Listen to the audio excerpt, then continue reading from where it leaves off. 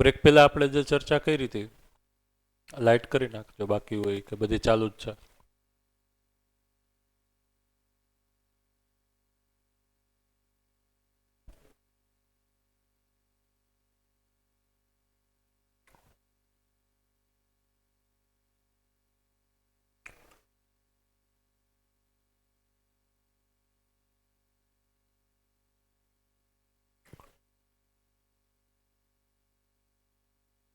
અત્યારે બપોરે હું વિચારતો હતો, વચ્ચે અમુક પ્રશ્નો આવ્યા હતા આ 4 દિવસમાં. એમાં અમુક પ્રશ્ન મેં કીધું હતું કે આપણે આગળ લેવાના છીએ એમ.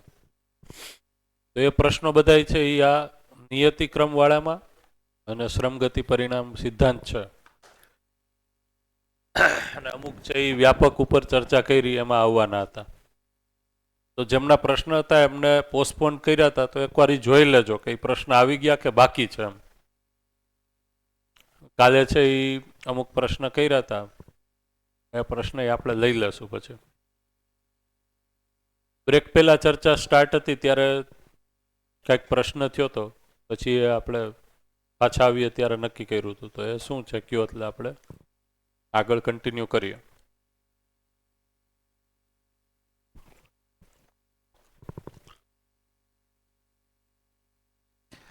જીવન આ શરીર યાત્રામાંથી બીજી શરીર યાત્રામાં જાય ત્યારે જે નિષ્કર્ષ નીકળે એ નિષ્કર્ષ પોઝિટિવ જ હોય એ સાથે જાય કે નેગેટિવ નિષ્કર્ષ પણ સાથે જાય, અને એના આધારે શરીર કેવી રીતે ધારણ કરે?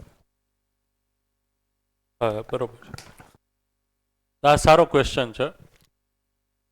આને બધા લોકો છે એ સમજવાની ટ્રાય કરે. અમે હમણાં બ્રેકમાં ઘનશ્યામભાઈ છે એ પૂછવા આવ્યા હતા સંસ્કારની વ્યાખ્યાને. કુસંસ્કાર એટલે શું, તો એના ઉપરથી એ સમજવાનું છે. તો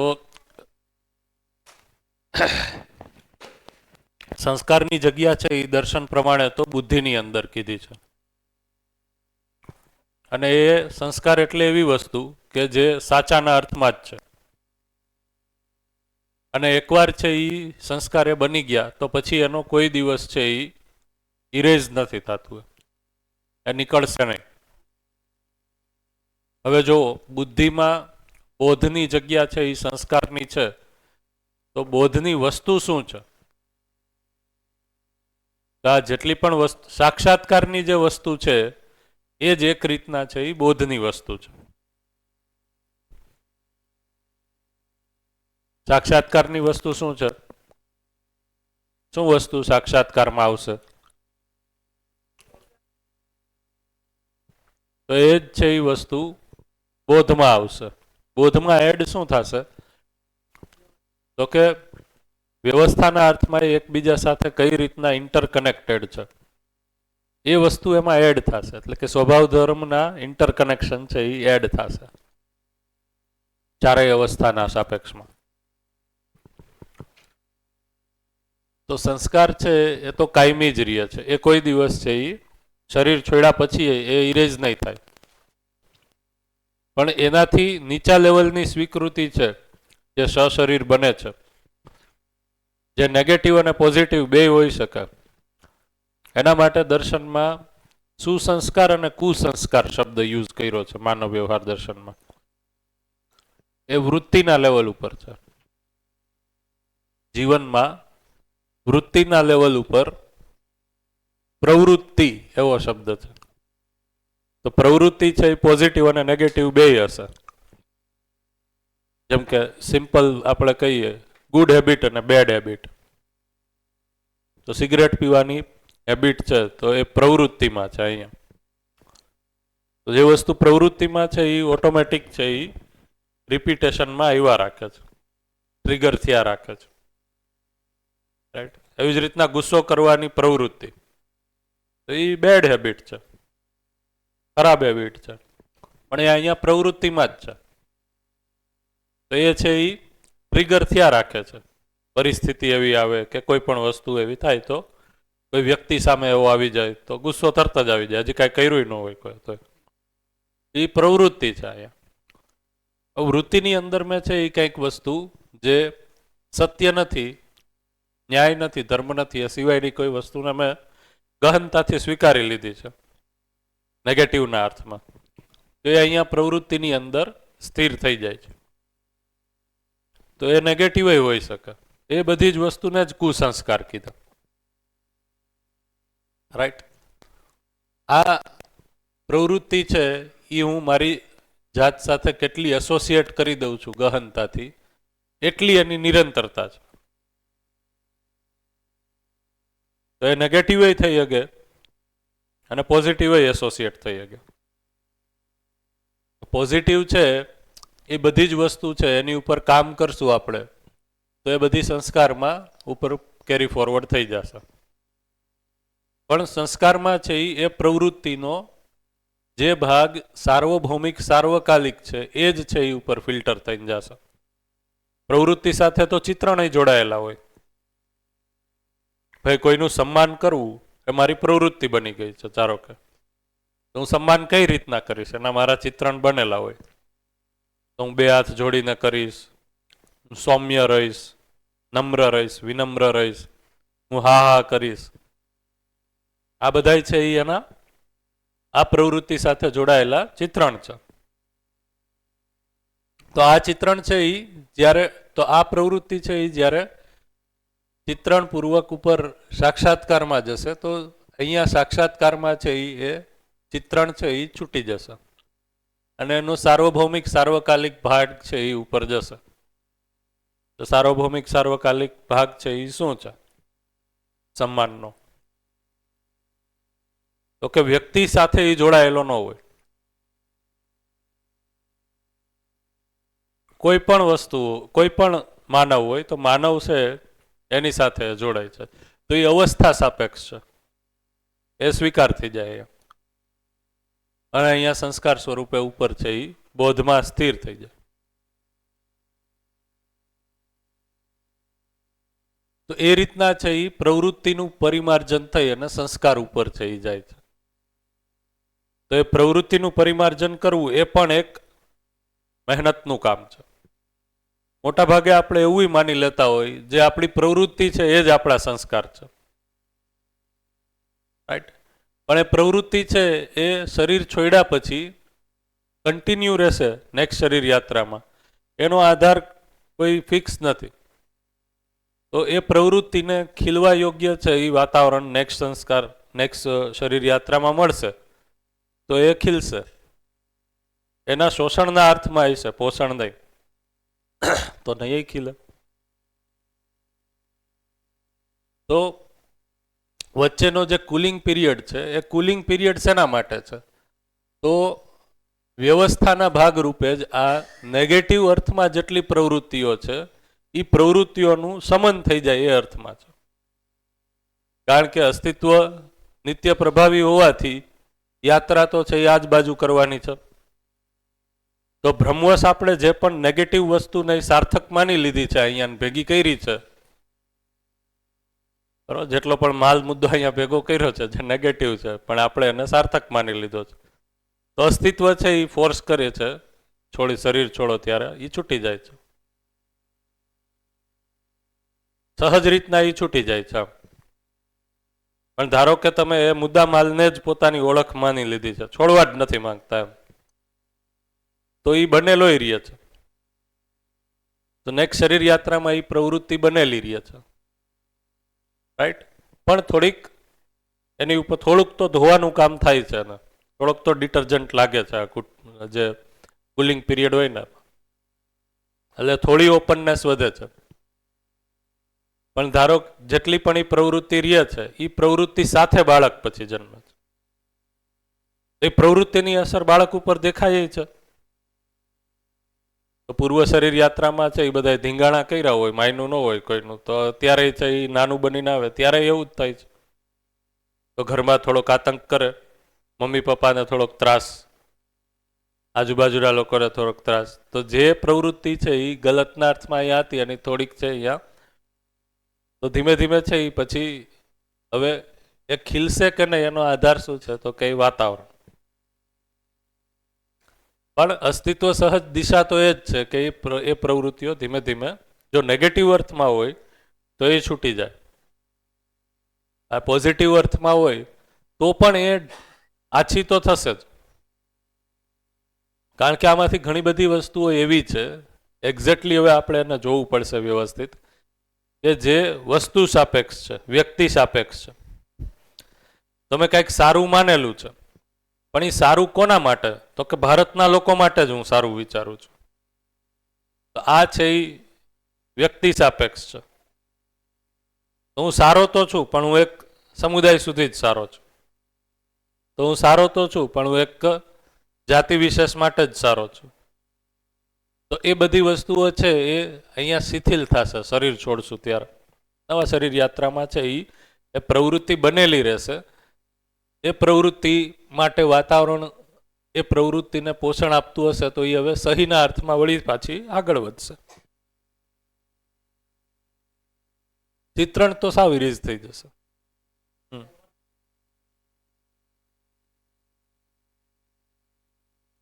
એટલે પ્રવૃત્તિ છે એ વૃત્તિની અંદર છે, એ પહેલા તો સ્થિર થાય છે. આ ક્લિયર થયું? ચિત્રણમાં નથી. ક્યાં છે? વૃત્તિમાં છે. કુસંસ્કારની જગ્યા ક્યાં છે? વૃત્તિમાં છે. વૃત્તિ એટલે વારંવાર જે છે એ રિપીટ કરવા માટે આપણે ટેવાયેલા છે. તો આપણી પ્રવૃત્તિ એ જ છે જે વારંવાર કરવા માટે આપણે ટેવાયેલા છે, એને જ પ્રવૃત્તિ કીધી. રાઈટ? અને સંસ્કારની જગ્યા અહીંયા જ છે. પણ હવે કોઈ સંસ્કારની જગ્યા અહીંયા કહે છે તો એનો અર્થ શું છે? એ સુસંસ્કારના અર્થમાં જોવાની વાત છે. એ છે પ્રવૃત્તિ જ. રાઈટ? પ્રવૃત્તિ લેવલ ઉપર જ છે. નથી. નેગેટિવ અર્થમાં કોઈ વસ્તુ સાક્ષાત્કારમાં જ આવતી નથી, તો અહીંયા તો આવશે જ ને.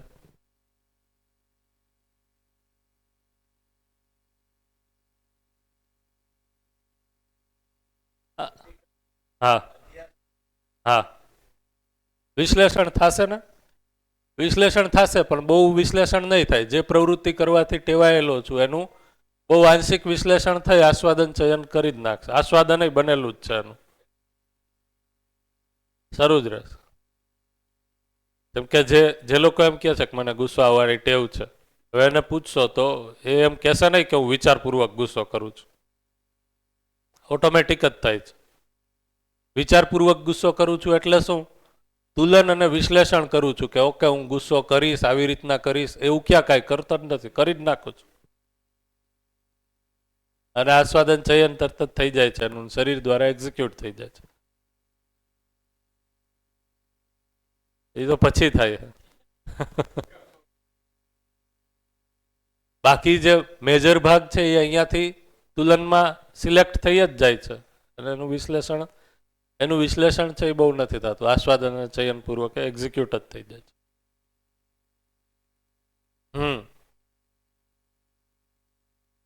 હા, પછી એવું જરૂરી છે કે અમુક લેવલનું કુલિંગ થાય પછી શરીર ધારણ કરે?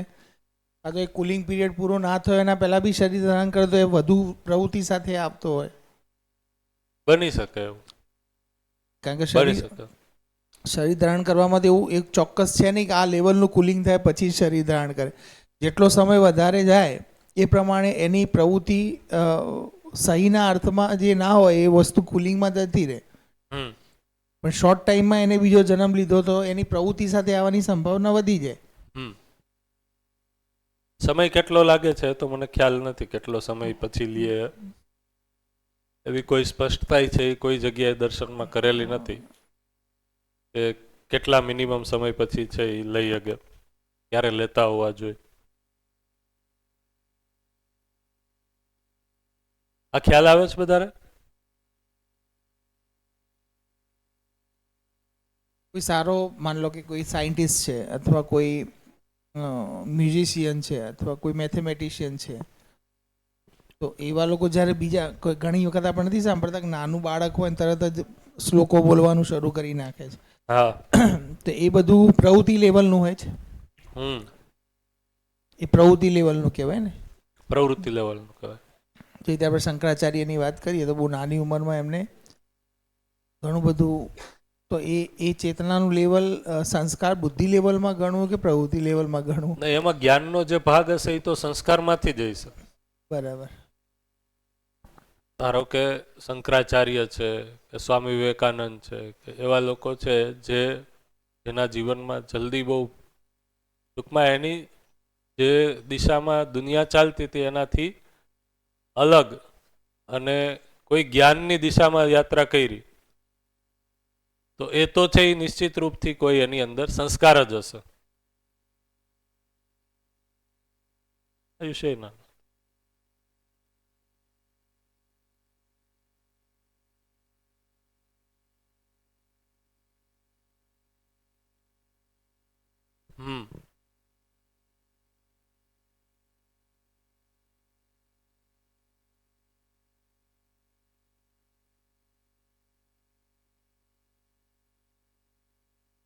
યા સ્કિલ એટલે શરીર ચલાવવાના અર્થમાં જ છે. પ્રવૃત્તિ જે હા શરીર ચલાવવાના સ્કિલનો પાર્ટ એ જ છે કે એ ભાઈ જ. શરીર, હા, શરીરના અર્થનો પ્રવૃત્તિ part. જે બનેલી હોય ને એ સતત રિપીટ થતા હોવાથી શરીર સાથે એ વસ્તુ બહુ ઇઝીલી એ પાછું એક્સપ્રેશનમાં લઈ આવી શકે. તો જેટલી ટેવ છે જેટલી પ્રેક્ટિસ છે એ સામાન્ય વ્યક્તિને એ કરવી પડતી હોય એના કરતાં બહુ ઓછી પ્રેક્ટિસથી એ કરી નાખે. હા, બીજા શરીર યાત્રામાં, કારણ કે એ પ્રવૃત્તિ બની હોવાથી એનું આ જે ચિત્રણ, તુલન, વિશ્લેષણ, આસ્વાદન, ચયન છે એ સતત એ દિશામાં દોડતું હોય. તો જીવન શક્તિને જે દિશામાં ઇન્વેસ્ટ કરેલી સતત હોય એ તો તરત જ વ્યક્તિ શીખી લેશે.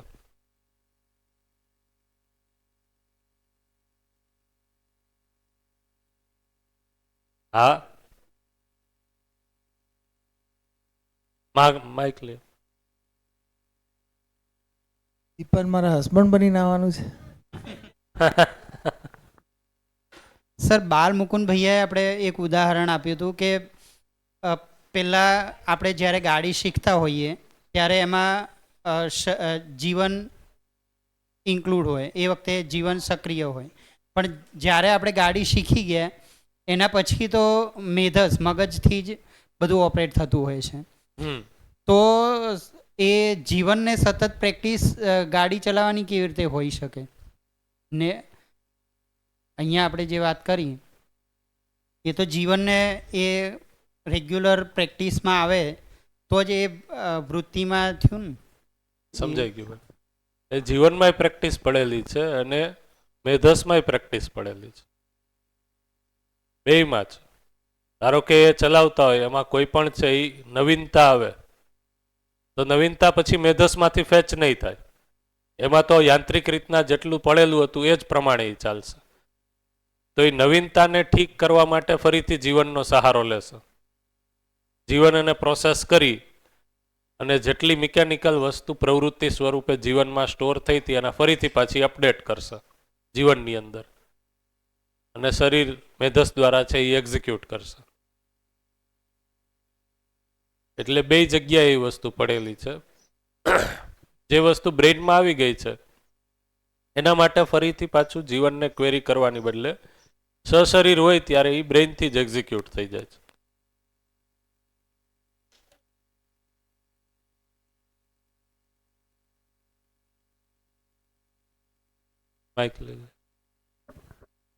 ઘણીવાર આપણે છોકરાઓને કહેતા, કોઈ બી આપણને બી કોઈ કહી દે એની આત્મસૂઝ સારી છે કે જેથી કરીને ક્વિક ડિસિઝન બી લઈ શકે છે અને તરત જ મતલબ એલર્ટ બી થઈ શકે છે કોઈ બી વાતમાં. એ અહીંયા પ્રવૃત્તિ ઉપર જ વાત છે. બની શકે કોઈ વસ્તુ સંસ્કારોના કારણે આવતી હોય, એ તો એ વ્યક્તિ પોતે જ છે એ કહી શકશે. તમે જે ગાડીનું કીધું ને એટલે કહું છું હા, કે ગાડી એને આ જન્મમાં શીખી પછી એનાથી આગળનું એને નહોતું તે છતાં બી આવે છે એની અંદર, એની વાત કરું છું. એ બી આગળ જતું હશે એના અંદર.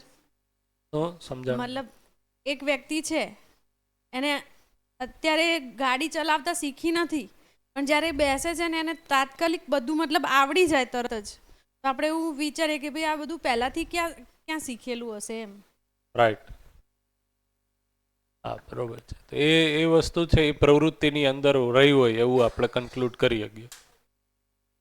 એટલા માટે હમણાં મેં કીધું ને કે પ્રવૃત્તિમાં જે વસ્તુ છે તો તુલનમાં જે વસ્તુ સેટ થઈ ગઈ છે, તો જીવન છે એ શું કરે છે તો કે સમગ્ર જીવન ક્રિયા કે કલ્પનાશીલતા છે એને એ વસ્તુ કરવા માટે છે એ ઇન્વેસ્ટ કરેલી રાખેલી હોય છે, એટલે એ બહુ ઇઝીલી કરી લે છે.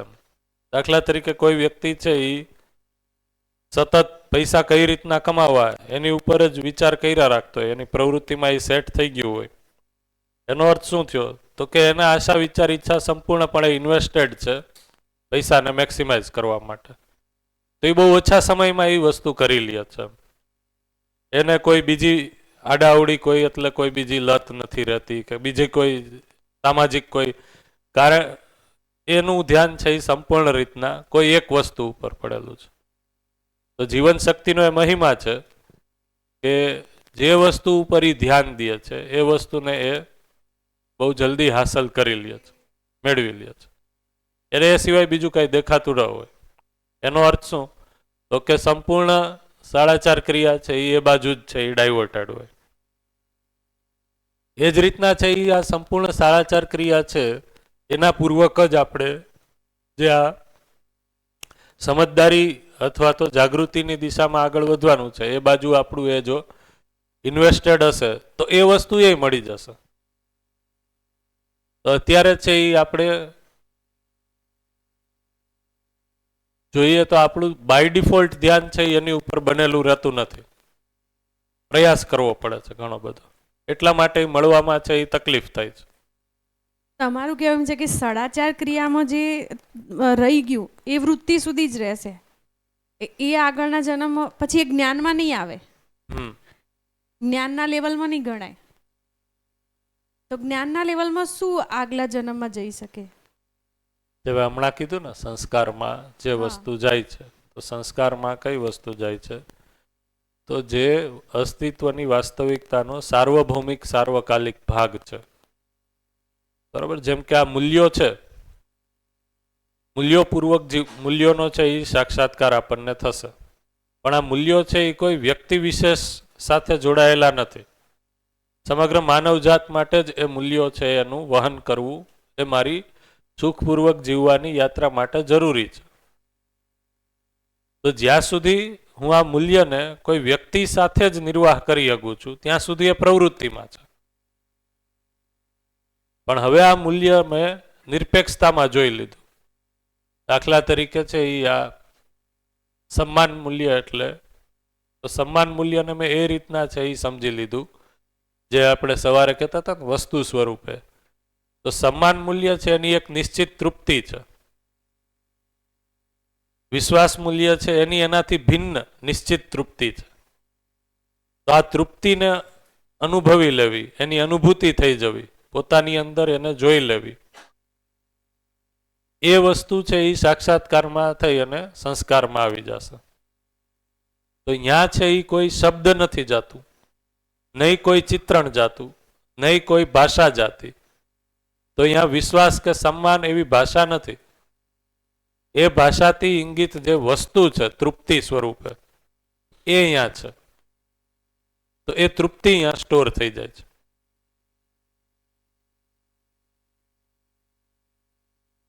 હા,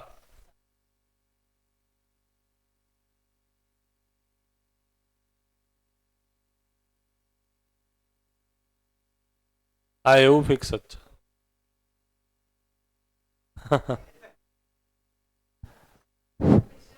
સર, તો અત્યારની સિચ્યુએશનમાં જોઈએ તો આજે દેશભક્ત છે કે અત્યારે સૈનિકો છે એ પોતાનામાંથી પરિવારમાંથી બહાર નીકળીને તો એક શક્તિ નક્કી કરે છે કે મારે આના માટે કંઈક કરવું છે. તો એના માટેની પછી આમ સાર્વકાલિક કહેવાય, સાર્વભૌમિક કહેવાય, શું ક્યાંક એની જે શક્તિ ખર્ચે છે એ એક નિષ્ઠા છે. ત્યાં હા, નિષ્ઠા છે એની વાત કરું. એ સાર્વભૌમિક કઈ રીતના છે? આપણા દેશનો સૈનિક છે એ બીજા દેશનું ક્યાં હિત વિચારે છે? સાર્વભૌમિક એટલે શું? એમ નહીં, પરિવારથી તો એ આગળ નીકળ્યો જ છે. પરિવારથી આગળ છે. આપણે જે હાવ સ્વાર્થી હોય, પોતાનું જ વિચારે, એની કરતાં તો કંઈક અંશે ઈ એવી જગ્યાએ છે હા, લેવલમાં એમાં. એટલે હું એક્ઝેક્ટ તો નથી વાત કદાચ ન પહોંચી હોય, પણ ના વાત પહોંચી જ ગઈ. હું એમ જ કહું છું કે એ પરિવારથી તો આગળ છે, પણ નિશ્ચિત સમુદાય ચેતનામાં તો છે જ ને કે ભાઈ ભારતના લોકો એ જ મારા છે ને એની રક્ષા કરવી એ જ ઠીક છે. તો પછી એના સંસ્કારો બને કઈ રીતે પછી? હા, એટલે એ સંસ્કારમાં આવશે જ નહીં. એને રિલેટેડ વસ્તુ છે એ સંસ્કારમાં નહીં આવે કોઈ. એ નિષ્ઠા છે એ સંસ્કારનો ભાગ નથી, એ પ્રવૃત્તિનો ભાગ હોઈ શકે. એ પ્રવૃત્તિનો એ ભાગ હોઈ શકે કે નહીં, તો એ વ્યક્તિ જ કહેશે. તો આવેશય હોઈ શકે, પ્રવૃત્તિ એ નથી. પછી બીજું મને એક્ઝેક્ટ ખ્યાલ નથી, પણ આઈન્સ્ટાઈનના બ્રેઇનનો અભ્યાસ કરીને કંઈક પેલું સાયન્સમાં કરતા હતા કે આવી રીતે ઈ થઈ શકે કે નહીં એમ. તમે વાંચ્યું હોય કે સાંભળ્યું આ હોય? મેં સાંભળ્યું છે, પણ એ અગેન છે એ જીવનનો બ્રેઇન ઉપર કોઈ પ્રભાવ છે અને એ પ્રભાવનું પરીક્ષણ કર્યું છે કે બ્રેઇનનો કેટલો ભાગ છે એ એક્ટિવ રહ્યો આખી જિંદગીમાં એમ. એનાથી કોઈ જ્ઞાન સંપન્ન થઈ ગયો છે વ્યક્તિ એ નથી નક્કી થતું. એ 4.5 ક્રિયામાં જ છે, એનાથી આગળ નથી. એટલે 4.5 ક્રિયા જ્યારે હું કહું છું ત્યારે પ્યોરલી કોઈ વ્યક્તિ છે એ ખાલી 4.5 ક્રિયામાં જ છે એવું નથી, તો વ્યક્તિ મરી જાય. જો કોઈ વ્યક્તિ દિવસ અને રાત આખા શરીર યાત્રામાં 4.5 ક્રિયા માત્રમાં જીવે છે તો એને છે એ પશુ ચેતનામાં જ જીવા કહેવાય. એ એને સ્વીકાર નહીં થાય, એ મરી જશે. એટલે ન્યાય ધર્મ સત્યનું તુલન છે એ આંશિકતામાં તો હરેક જીવન યાત્રામાં થાય જ છે. તો આવું કોઈ વ્યક્તિ છે એની અંદર ન્યાય ધર્મ સત્યનું તુલન તો થતું જ હશે, પણ વધારે મેજર પાર્ટ છે એ પ્રિય હિત લાભમાં વધારે છે. એટલા માટે ઓવરઓલ છે એ 4.5 ક્રિયાની જ અભિવ્યક્તિ છે એમ કહેવાય. તો ક્યાંક છે એ નાગરાજજીએ દર્શનમાં અનુભવાત્મક અધ્યાત્મવાદમાં કે કોઈ જગ્યાએ લખ્યું છે કે સંપૂર્ણ આદર્શવાદ અને સંપૂર્ણ ભૌતિકવાદનું મેક્સિમમ એક્સપ્રેશન માનવજાતિ છે એ 4.5 ક્રિયામાં જ જીવી છે. આમાં બધું આવી ગયું. હવે આને જે તમારે સમજવું હોય એ સમજો.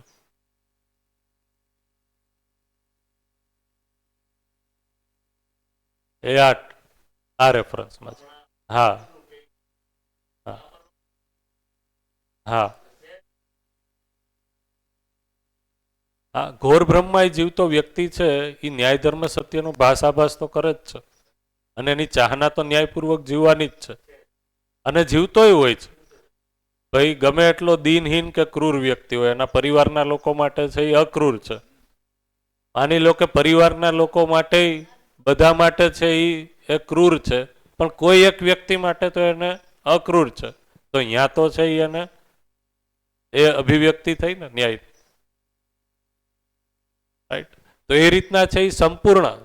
આને જો સમજવા જેવી વાત છે, સારી રીતના ચર્ચા એવી. એટલે કે જ્યારે આપણે 4.5 ક્રિયા કહીએ છીએ એટલે અત્યાર સુધી આપણે જે જીવા એમાં ક્યાંય ન્યાય ધર્મ સત્યપૂર્વક જીવા જ નથી એવું નથી, પણ મેજર પાર્ટ છે એ આપણો 4.5 ક્રિયામાં છે જીવવામાં.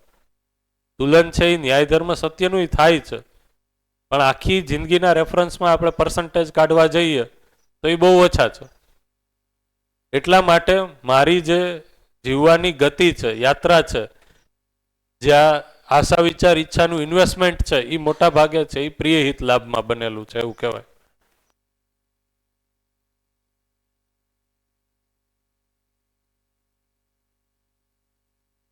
હા, એ રેફરન્સ મળે, એનાથી મારી અંદર છે એ ધીરતા આવે. સામેવાળો વ્યક્તિ એ સમજવા માગે જ છે એની એ આવી જ સ્થિતિ છે જેવી મારી છે, તો હું છે એ ધીરતાપૂર્વક રહીશ. એટલે જીવન વિદ્યા વ્યવસ્થિત સમજાય ને પછી આપણી બીજાને સુધારવાની જે અતિ આકાંક્ષા હોય ને એની બદલે આપણી ઉપર ધ્યાન વયું જાય. દાખલા તરીકે હું મારું એક્ઝામ્પલ વ્યક્તિગત કહું તો શરૂઆતમાં એ આવેશ હતો એ હવે હું સ્પષ્ટ જોઈ શકું છું. સમજ્યા પછી છે એ તરત જ છે એ ઘરના લોકો આવું કરતા નથી એ જોવા માંડ્યો, બીજા લોકોમાં દોષ દેખાવા માંડ્યા. એક સમય પછી એ વસ્તુ થઈ કે બહારના લોકો શું કરે છે, એ ઘરમાં પણ પરિવારમાં પણ બીજા લોકો છે એ જે ભૂલપૂર્વક જીવે છે એ મારી ઉપર ઇફેક્ટ જ નહોતું આપતું, કારણ કે મારું ધ્યાન છે મારી ઉપર જ રહેતું હતું. એટલે ઇફેક્ટ નહોતું આપતું એટલે હું જોતો તો ખરી કે અહીંયા ભૂલ થાય છે, પણ પેલા જે જોવાથી દુઃખી થઈ જતા, વિચલિત થઈ જતા, આટલું સમજાતું નથી એવું થતું, એવું નથી થતું. તો આ જે અપેક્ષાઓનું પોટલું છે, બીજા પાસેથી અપેક્ષાઓ પૂરી થઈ અને આપણે સુખી થઈ જાય, એ છે એ નિયંત્રિત થઈ જાય છે. કારણ કે મારા ઉપર મારું ધ્યાન જાય તો મને ખ્યાલ આવે કે મારે જ હજી ઘણું બધું સમજવાનું બાકી છે ને ઠીક થવાનું બાકી છે. એટલે અધ્યયનની યાત્રામાં તમે ઘણીવાર જોવો તો લોકો છે એ અલગ અલગ ફેઝમાં જોવા મળતા હોય જીવન વિદ્યાના અધ્યયનમાં જ. તો એક ફેઝમાં એવું થાય કે કંઈક મળ્યું છે જે સાર્થક છે, તો એને એક આવેશ હોય, પોઝિટિવ આવેશ, સમ આવેશ. તો ઓને કહી દઈએ, ઓને કહી દઈએ, વાત કરી દઈએ, બધાને સુધારી દઈએ, અહીંયા હોય. જો અધ્યયન ચાલુ રહીએ, બરોબર, અધ્યયન છે એ ચાલુ રહીએ, પરિચય શિબિર ખાલી નહીં, અધ્યયન બિંદુ શિબિર પછી તો ધીમેકથી એ ફેઝ આવે કે જેમાં વ્યક્તિ છે એ અંતર્મુખી થઈ જાય. કારણ કે જે સૂચના આવે એનાથી સૂચનાથી છે આ ઉર્જાનું અંતર્નિયોજન, પ્રત્યાવર્તન છે એ વધી જાય. તો પ્રત્યાવર્તન વધી જવાના કારણે બહાર જે હવે વ્યવહાર જે હું કરતો હતો એ બહુ નિયંત્રિત થઈ જાય, સંયમિત થઈ જાય. તો જેટલો સાર્થકતાના અર્થમાં જેટલો વ્યવહાર છે એટલો હું કરું છું, બાકી છે એ કરવાની જરૂર પડતી નથી. તો આ બીજો ફેઝ છે એમાં એ જોવા મળે. હજી અધ્યયન ચાલુ છે તો ખ્યાલ આવે કે આ પણ કોઈ છે એ સામાજિક રીતે યોગ્ય સ્થિતિ નથી કે જેમાં હું વ્યક્તિ સાથે કોઈ સાથે બોલું જ નહીં, કાયમ પોતાનામાં જ રહું. એ પણ વ્યક્તિને અકળાવે સામેવાળાને. તો એ વચ્ચેનું જે નિશ્ચિત સ્થિર બિંદુ છે એ પછી પહેચાનમાં આવે. તો એ પહેચાનમાં આવે એટલે ત્રીજા સ્ટેજમાં શું થાય, થર્ડ ફેઝમાં, તો થર્ડ ફેઝમાં છે એ હવે આ જે સૂચનાઓ છે એ સૂચનાઓ મારી સ્થિતિમાં બનેલી રહીએ, એના આધારે છે મારો વ્યક્તિની સાથે વ્યવહાર છે એ સંયમિત રહીએ. એ વ્યવહારમાં જે છીછરાપણું મારે કરવું પડતું હતું સામેવાળાને સારું લાગે એના માટે, એ બંધ થઈ જાય. કારણ કે એ મારી કોઈ હવે નિર્ભરતા નથી એ વ્યક્તિ સાથેના સંબંધને ઠીક કરવા માટે. એ તો હું હવે એકચ્યુઅલમાં સંબંધ શું છે એ સમજું છું, એટલે એકચ્યુઅલમાં આચરણપૂર્વક, વ્યવહારપૂર્વક જ એને હું ઠીક કરું છું. તો હવે વધારાની કોઈ હા હી કે મસ્કરી જે હું મોટા ભાગે તો છે એ સારું લગાડવા માટે કરતો હોય છું. આવું હોય છે કે નહીં? આમાં હા મિલાવવી, તો એની કોઈ જરૂર રહેતી નથી. પણ એનો અર્થ એવો નથી કે એની સાથે સંબંધ કપાઈ જાય છે. એકચ્યુઅલમાં આવે સંબંધ, તો એ અર્થમાં શું કરવું પડે એ ખ્યાલ આવે છે, એ ચાલુ રહે છે. અને આ બધી વસ્તુ તો ઉંમર પ્રમાણે છે. સામેવાળા વ્યક્તિ સાથે જે નિર્વાહ કરીએ તો બાળકની સાથે તો આપણે છે એની જે સ્થિતિ છે એ પ્રમાણે, તો ત્યાં તો એ થશે, ત્યાં તો મજાક મસ્તી એ હશે. યુવાનો સાથે છે એ પ્રમાણે. તો આ જે ન્યાયનું સ્વરૂપ છે એ પણ હરેક સંબંધમાં છે એ ઉંમર પ્રમાણે બદલાય છે. જે માતા પિતા સંતાનનું મેં લખ્યું હતું, તો બાળપણમાં જે છે ન્યાયનું સ્વરૂપ એ જ ન્યાયનું સ્વરૂપ છે યુવાનીમાં નથી સંતાન સાથે. હવે એની પણ કલ્પનાશીલતા અને કર્મ સ્વતંત્રતાનો વિકાસ થયો છે. તો અમુક વસ્તુ છે એ મારે એને ટ્રાય કરવા દેવી પડશે, કારણ કે એ એક સ્વતંત્ર શરીર અને જીવનનું સહઅસ્તિત્વ છે. તો હું એની ઉપર છે અનધિકૃત ચેષ્ટા નહીં કરું, નિયંત્રણ નહીં કરું. એ અન્યાયિક છે. અને એ અન્યાય એટલા માટે કરવો પડે છે કે જ્યારે ન્યાય કરવાની જરૂર હતી ત્યારે સમજાણું નહોતું. એટલે જ્યાં છૂટ નહોતી દેવાની ત્યાં છૂટ દીધી હતી, જ્યાં દેવાની હતી ત્યાં નહોતી દીધી. એ ન્યાયનું સ્વરૂપ છે એ ઉંમર પ્રમાણે બદલાશે. એવી જ રીતના વૃદ્ધની સાથે ન્યાયનું સ્વરૂપ છે એ અલગ છે. તો એ રીતના છે એ વ્યક્તિની શું સ્થિતિ છે એ સ્થિતિ અનુસાર એને આગળ લઈ જવા માટે જે મારે કરવું પડે છે એ જ ન્યાય છે. વિકાસ તરફ હું લઈ જાઉં, જાગૃતિ તરફ હું લઈ જાઉં, વિકાસ એટલે જાગૃતિ, એ ન્યાય છે. બરોબર છે? આ ખ્યાલ આવે છે?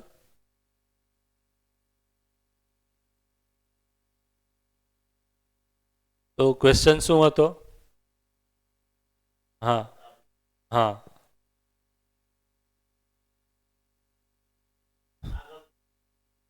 હા, પ્યોર 4.5 કોઈ માણસ છે એ નથી જીવતું.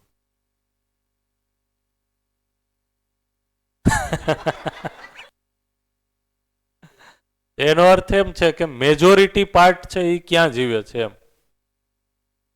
તો જે ખાલી મનના લેવલ ઉપર જ મેજોરિટી પાર્ટ જીવે છે એને આપણે એવું કહીએ ગયા. એવું એ થઈ શકે, એવું થઈ શકે. હવે તમે જે કહેતા હતા, એક શરીર યાત્રા માનવ, પછી બીજી શરીર યાત્રામાં માનવ જ મળે, એવું એ પૂછ્યું ને તમે? રાઈટ. તો એને આપણે આ નિયતિ વિધિ છે એના સ્ટડી દરમિયાન છે એ જોઈ લઈએ, બરાબર? એમાં આપણે એને કનેક્ટ કરી લેશું. આ વિકાસક્રમ વિકાસ છે એની અંદર જ. તો અહીંયા સુધી આજે ચર્ચા કરી આ બધાને સ્પષ્ટ થાય છે. વિકાસક્રમમાં છે એ અલગ અલગ પ્રજાતિના પરમાણુઓ મળવા, એની જ છે એ સંગઠનથી છે એ પ્રાણાવસ્થાના અલગ અલગ છે એ રચનાઓ બનવી, એના પછી જીવાવસ્થાના શરીર બનવા, જ્ઞાનાવસ્થાના માનવના શરીર બનવા, આ બધી જે રચનાઓ બનવી, આ બધી રચનાક્રમ પૂર્વક રચનાઓ છે, બરોબર? એના પછી છે એની જ સાથે જ્યારે આ જીવાવસ્થાના શરીર સાથે આ ચૈતન્ય પરમાણુ છે એ અભિવ્યક્ત થાય છે, તો હવે જીવનની જે યાત્રા છે એમાં રહેલા જીવનની યાત્રા છે એને ઇન જનરલ દર્શનમાં જાગૃતિ ક્રમ જ શબ્દ યુઝ કર્યો છે, બરોબર? પણ સ્પેસિફિકલી સમાધાનાત્મક ભૌતિકવાદ તમે વાંચશો તો એમાં જીવની ક્રમ શબ્દ યુઝ કર્યો છે. તો જ્યારે જ્યારે જીવની ક્રમ શબ્દ વાંચો તો એ ક્યાં જીવનની ચર્ચા થાય છે? તો જીવાવસ્થાના જીવોમાં જે ચૈતન્ય હાજર છે એની ચર્ચા થાય છે, બરોબર? તો આ જે ચૈતન્ય છે એ બહુ આંશિક રીતના આશાનું રિફ્લેક્શન કરે છે, મનના લેવલ ઉપર જીવે છે. તો એની ઘણી બધી છે એ અહીંયા વેરાયટી જોવા મળે છે જીવાવસ્થાના શરીરમાં પણ. એમાં છે એ ક્રમિક રીતના છે એ વિકાસ છે, બરોબર? તો મનના લેવલ ઉપર થોડુંક આંશિક મનના લેવલમાં વધારો, એમાં થોડો વધારો, એ રીતના કરતા કરતા છે એ વૃત્તિના લેવલ ઉપર આંશિક એવા જીવો, બરોબર? તો એના જે તમે જીવવાનું સ્વરૂપ જુઓ તેના ઉપરથી તમને એક અંદાજ આવશે હવે કે આ કયા લેવલ ઉપર જીવતું હોઈ શકે. પણ એ કોઈ અધ્યયનનો વિષય નથી, એ એની રીતના વ્યવસ્થામાં જ છે, જે રીતના જીવે છે. એને આશાના લેવલ ઉપર જીવવાથી પણ કોઈ દુઃખ દર્દ નથી, નથી આંશિક આશાના લેવલ ઉપર જીવવાથી દુઃખ દર્દ, નથી આંશિક વિચારના લેવલ ઉપર જીવવાથી દુઃખ દર્દ. કારણ કે અહીંયા છે એ સુખ દુઃખના દ્રષ્ટા નથી જીવો છે. પણ છતાંય કૌતૂહલ હોય અને આપણે એ જ કરવું હોય તો તમે હવે આ જે સિદ્ધાંત છે એ સિદ્ધાંતને ધ્યાનમાં રાખીને સ્ટડી કરશો તો તમને એક અનુમાન બનશે કે ક્યાં છે એ, બરોબર? તો એમ કરતા કરતા જે જીવો છે એ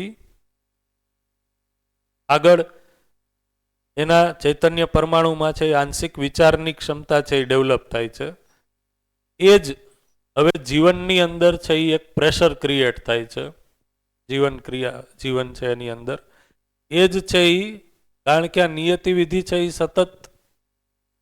સતત છે એ બનેલી છે, એટલા માટે છે એ આવા જ જીવાવસ્થાના શરીરમાં અલગ અલગ ભૌગોલિક પરિસ્થિતિ પ્રમાણે જ્યાં સમૃદ્ધ મેદસ હતા જીવોમાં, જેમ કે એક એવી સૂચના છે કે ભારત છે એમાં ધારો કે ગાય છે, તો ગાયના શરીરમાંથી જ છે એ પહેલી વાર છે એ માનવનો જન્મ થયો હશે.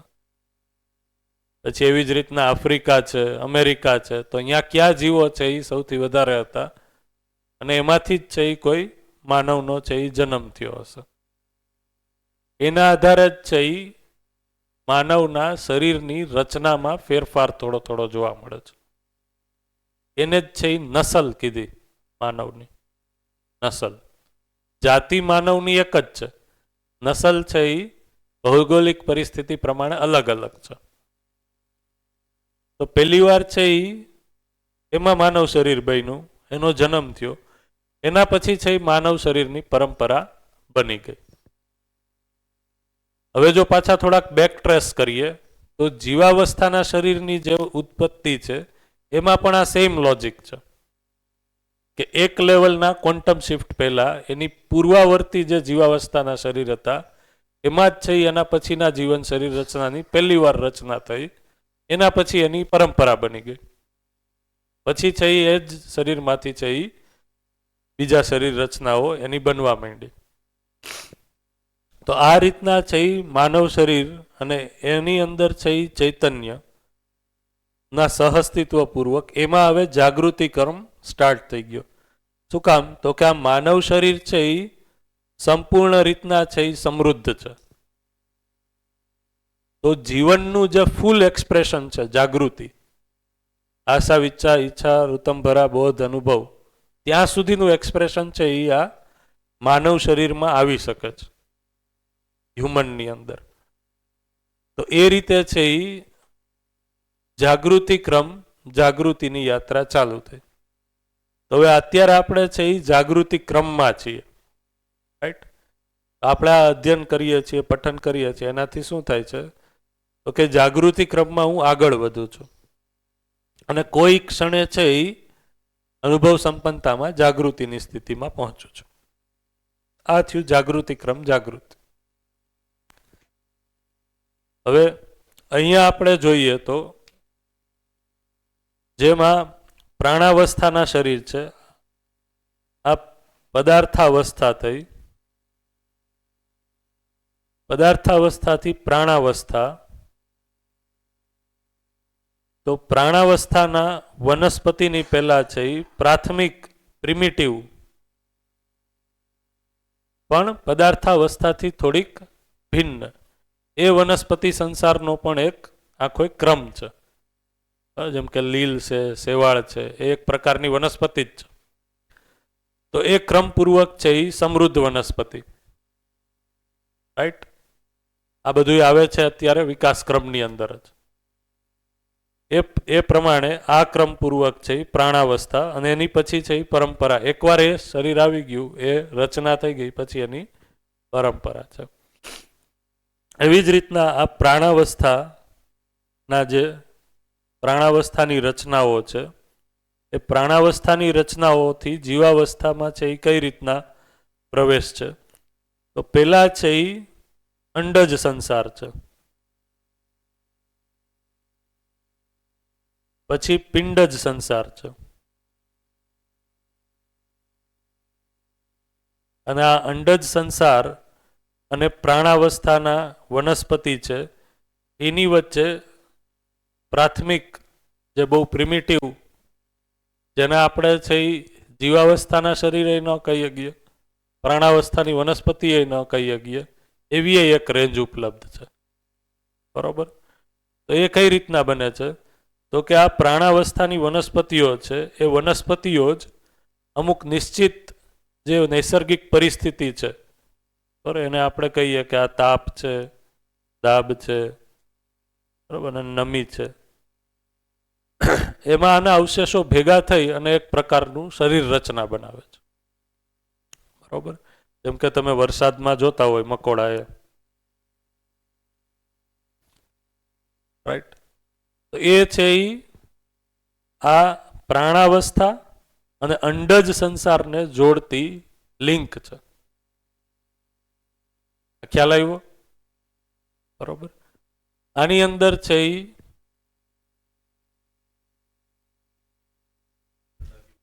હા હા, એ આમાં જ આવશે. બ્લડ છે એ સમૃદ્ધ શરીરમાં જ હોય છે, એટલે બ્લડ ન હોય એવા તો ઘણા જીવો છે એ તમને જોવા મળશે. પણ એ એટલે આ જે છે સંસાર, એને સ્વેદ જ સંસાર કીધો. સ્વેદ જ સંસાર. એટલે એ જે તમે કહો છો એ હજી અહીંયા નથી આવતો, એ અહીંયાથી આગળ છે, એ અંડજ સંસારમાં ક્યાંક આવે છે.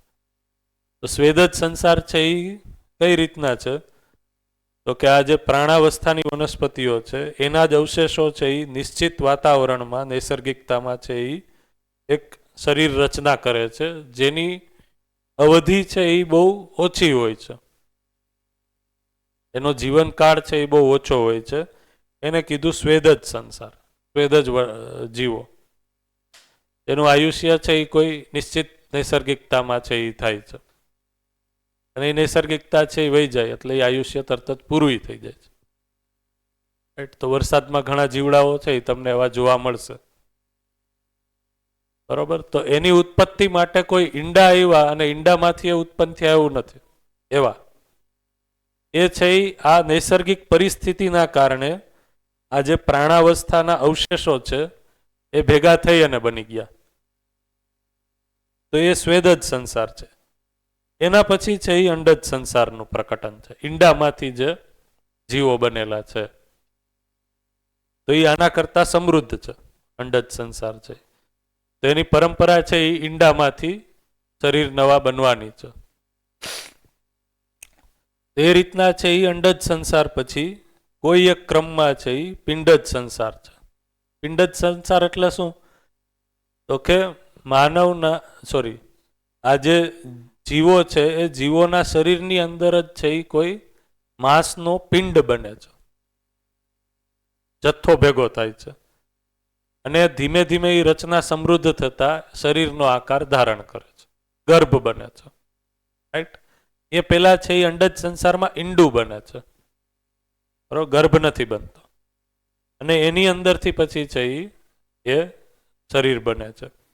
પિંડજ સંસારમાં છે એ સીધું એનો ગર્ભ બને છે, એનો વિકાસ થાય છે એક સમય સુધી, અને પછી એની આખી પરંપરા પિંડજ સંસારની. તો આ પિંડજ સંસારમાંથી જ છે એ કોઈ સમયે મેં કીધું એમ કે માનવ શરીરનો ગર્ભ બન્યો, અને એકવાર એ ગર્ભ થઈ ગયો એના પછી છે એની પરંપરા છે એ બનેલી છે. તો એકવાર છે એ પરંપરા બની ગઈ પછી આ આકસ્મિક ઘટના, અથવા એને આપણે કહીએ તો અસ્તિત્વમાં આ વ્યવસ્થાના અર્થમાં જ છે. તો આ ઘટના છે એની પછી જરૂર નથી પડતી. એકવાર પ્રકટન થઈ ગયું પછી એની પરંપરા છે એ બનેલી રહેશે. તો હવે આ ઘટના નહીં થાય, એ પ્રકટન ક્રમમાં છે એ કોઈ ધરતી ઉપર પહેલી વાર થાય છે, તો હવે એની પરંપરા બનેલી રહેશે. એ રીતના માનવ શરીરનું અવતરણ, અને પછી છે એની પરંપરા, એમાં છે એ જાગૃતિ ક્રમ અને જાગૃતિ સુધી પહોંચવાની ગતિ. તો આ છે એ કમ્પ્લીટ જે વિકાસ ક્રમ વિકાસ, જાગૃતિ ક્રમ જાગૃતિ છે. બરોબર? જોઈ જુઓ એકવાર, આમાં તમને કોઈ ક્વેશ્ચન હોય, ડાઉટ હોય, કોઈ વસ્તુ ન સમજાતી હોય.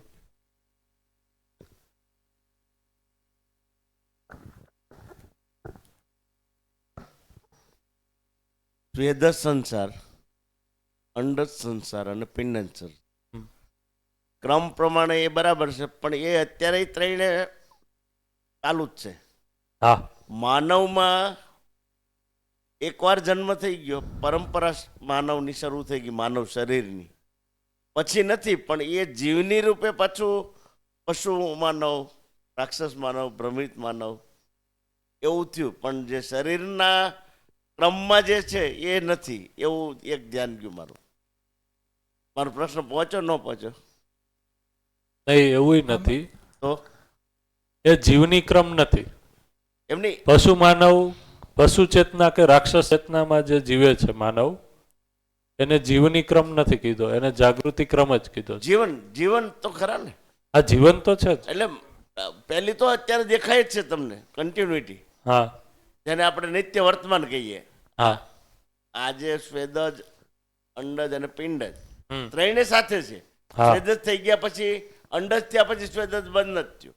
હા પિંડજ થઈ ગયા પછી અંડજ બંધ નથી થયું. હા બરોબર. અને બીજું, માનવનું પહેલી વાર શરીર આવ્યું ત્યારે અત્યારની જે પરંપરા છે એ પ્રમાણેની સ્થિતિનું હતું કે વધારે બંને સાથે હતા, મેલ ફિમેલ? સમજાઈ ગયું મને. હું એમ જ કહું છું, અહીંયા જ્યારે મેં એમ કીધું ને કે એકવાર છે એ કોઈ જીવાવસ્થાના શરીરમાંથી માનવ શરીર છે એ આવી ગયું, એના ગર્ભ, માનવનો ગર્ભ છે એ અહીંયા બન્યો, એના પછી હવે નેક્સ્ટ ટાઈમ માનવનો ગર્ભ બનશે એ અહીંયાથી જ બનશે. તો આની પરંપરા સેપરેટ ચાલુ છે, આની એ ચાલુ જ છે, આ બંધ નથી થઈ ગયું, એ તો બરોબર જ છે. તો આ એ બધી પરંપરા બનેલી છે, આ એ બનેલી છે, આ એ બનેલી જ છે. પણ જે પહેલી વાર ઘટનામાં પ્રકટન ક્રમમાં અંડજમાંથી પિંડજ આવ્યું અને પિંડજમાં જીવાવસ્થાના શરીરમાંથી માનવ શરીર આવ્યું, જ્યાં સુધી હજી પરંપરા હતી નહીં, પરંપરા હતી નહીં અને પ્રથમ વાર આવ્યું, એ પ્રથમ વાર છે અને લાસ્ટ વાર છે. પછી હવે એની પરંપરા બની ગઈ એટલે એ શરીર રચનામાંથી જ એનું રેપ્લિકેશન થશે. પણ આ પરંપરા બધી સેપરેટ છે એ બનેલી જ છે. એટલે સ્વેદજ સંસાર અત્યારે છે, તમે કહો છો એમ. અંડજ સંસારના હરેક જીવો અત્યારે છે, પિંડજ સંસારના હરેક જીવો અત્યારે છે, માનવ શરીર રચના પણ અત્યારે સેપરેટ.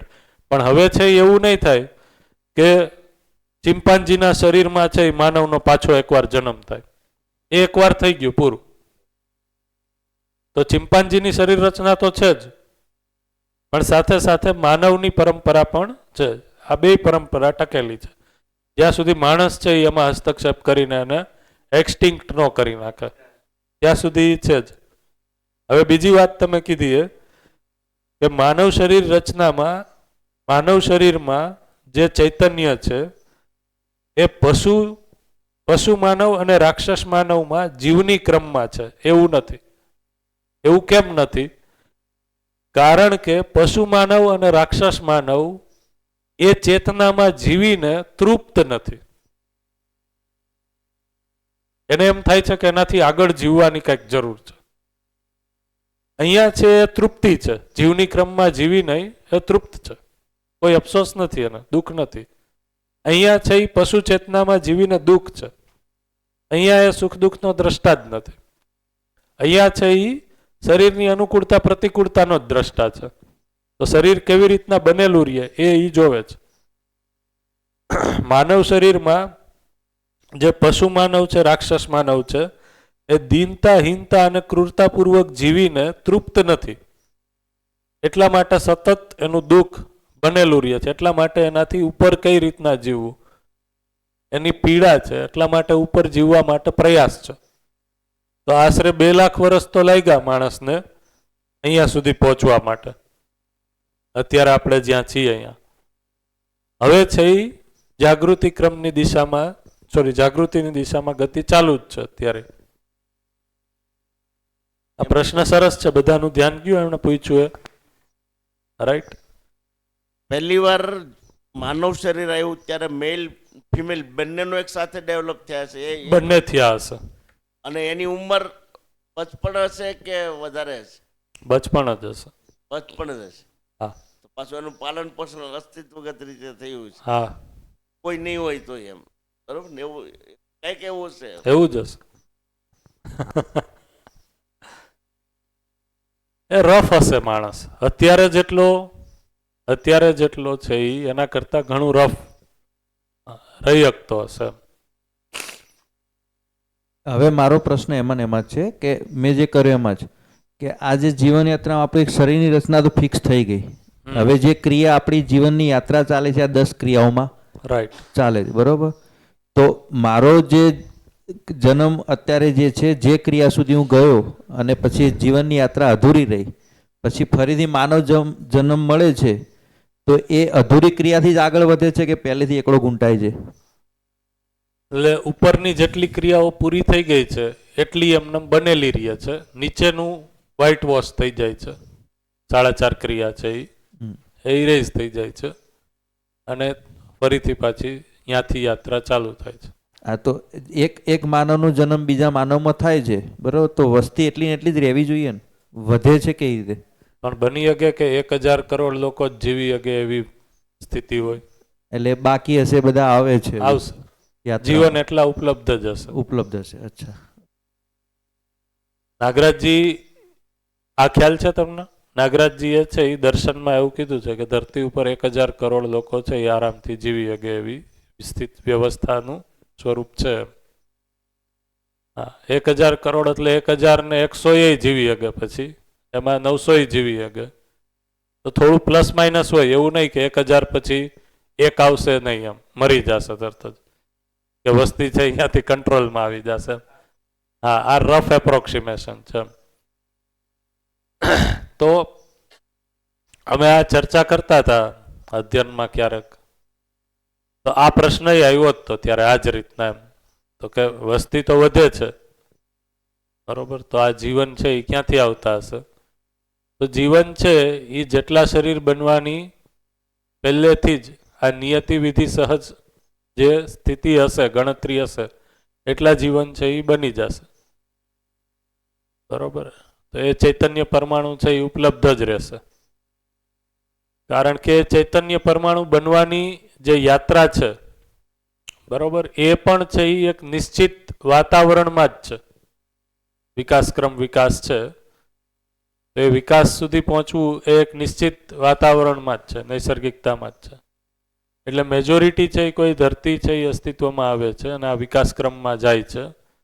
એ ધરતી ઉપર જેટલી વસ્તીની એપ્રોક્સિમેશન છે એટલા ચૈતન્ય પરમાણુ છે એ બની જાય છે, નવા કોઈ નથી બનતા. અને નવા બનતા હોય તો કાંઈ પ્રોબ્લેમ નથી. જો આપણે સુખપૂર્વક જીવતા હોય તો વસ્તી વધે છે એનો ક્યાં કોઈને પ્રોબ્લેમ છે? દુઃખપૂર્વક જીવીએ છીએ તો એક ઘરમાં 4 લોકો એ નથી રહી શકતા અને 2 નથી રહી શકતા, એટલે ધરતી ઉપર એ નહીં રહી શકે.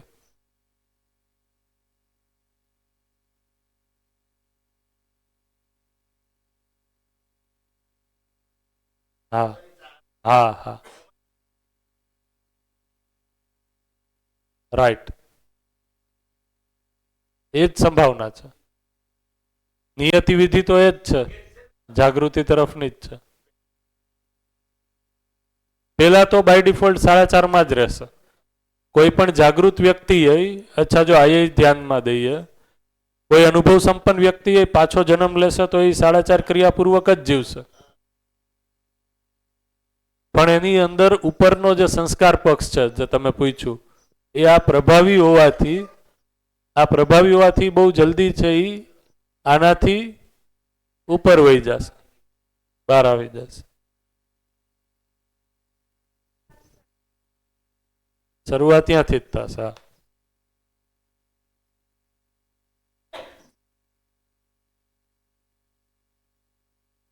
હા, હવે એમાં એક લોટરી છે તમારી પાસે. તમે એ વાતાવરણ સિલેક્ટ કરી શકશો ક્યારે? તમારી સંસ્કારોની સ્થિતિ એ લેવલની હશે ત્યારે. તો તમે આમ ઉપર આકાશમાં ડ્રોનની જેમ ઉડતા હોય અને જોશો કયું ઘર સારું છે, ક્યાં વાતાવરણ સારું છે, ત્યાં જ જવાનું. આપણી લોટરી ફિક્સ છે.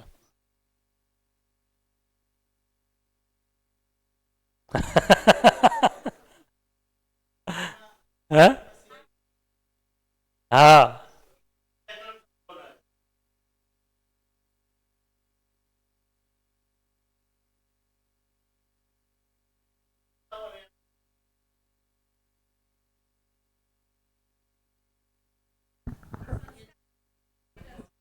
પોતાની સ્થિતિ સ્ટ્રોંગ હશે, જીવનની સ્થિતિ સ્ટ્રોંગ હશે, તો પસંદગી એવી જગ્યાએ કરશે જ્યાં ઓછા જાગૃત છે તો પણ વધુ કામ કરીને એને આગળ લાવી શકે. હા, પોતાની સ્થિતિ એવી હશે તો કરી શકે. એ વાતાવરણથી પ્રભાવિત નથી થતું. હું એ જ કહું છું. અને ક્યાં પોતાની સ્થિતિ નબળી હશે એ જાગૃત થશે ને થોડા થઈ જશે, એવું વાતાવરણ પસંદ કરશે, એવું ઘર પસંદ. બોલો, શું કહેતા હતા તમે? તમે કઈક વચ્ચે કહેતા હતા રોહિકા. એક હું કહી દઉં. હા હા, બોલો ને હું કહી દઉં.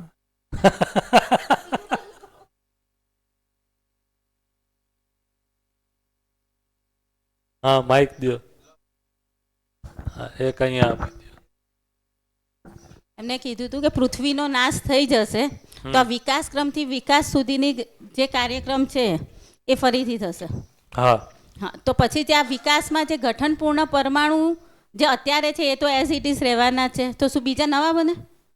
નહીં બને ને, જરૂર નહીં હોય તો નહીં બને. અચ્છા, એ અસ્તિત્વની ડિઝાઇન પ્રમાણે હશે. હા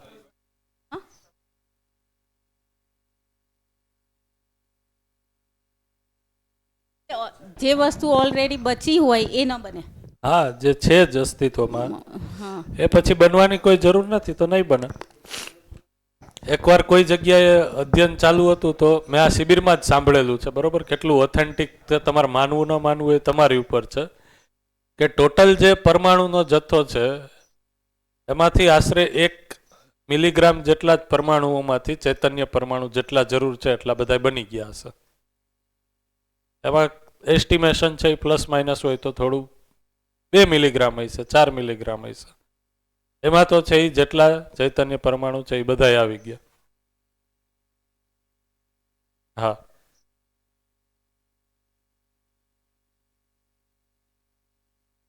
પાણી ના બન્યું. પાણી કેવી રીતે બન્યું? એક ચોક્કસ નિયમ સમયગાળો હતો, એ દરમિયાન પાણી બની ગયું. તો હવે ક્યાં બને છે પાણી?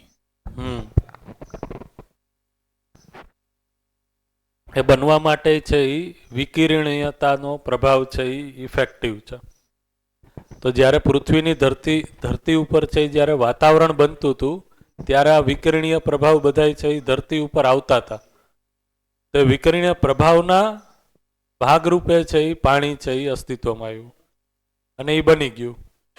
તો બની ગયું પછી બની ગયું. હવે છે એમાં કોઈ નવી વસ્તુ નહીં બને, નવું પાછો જથ્થો ઉમેરાશે નહીં.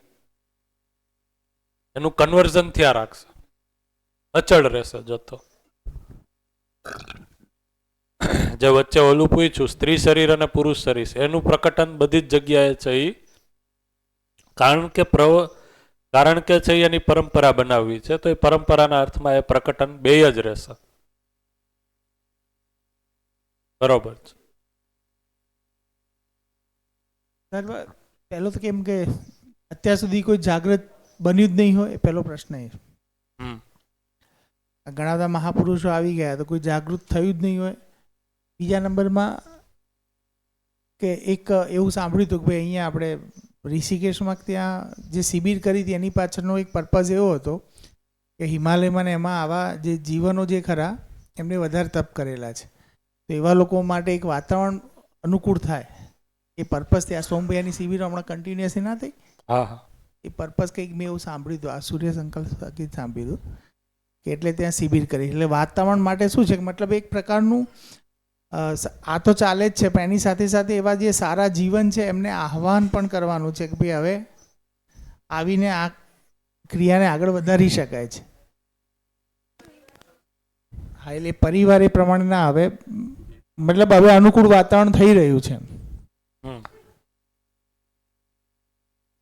એટલે આ અનુમાનની વાત છે, મેં પણ આ સાંભળેલું છે, પણ આના ઉપર આપણે કોઈ ચોકસાઈપૂર્વક વાત નહીં કરી શકીએ. અનુભવ સંપન્નતા પહેલા આ બધી વસ્તુ નહીં, કોઈ સટીક વાત છે એ સટીક પ્રતિપાદન આપણે નહીં કરી શકીએ. થઈ શકે નહીં થઈ શકે. જો એવા કંઈ સારા પવિત્ર જીવન હોય બરોબર, તો શું એની ગતિ છે એ અહીંયા જ પૂરતી મર્યાદિત હશે? એ તો ગમે અહીંયા ગતિ કરીને છે એ પરિવારને સિલેક્ટ કરી શકે.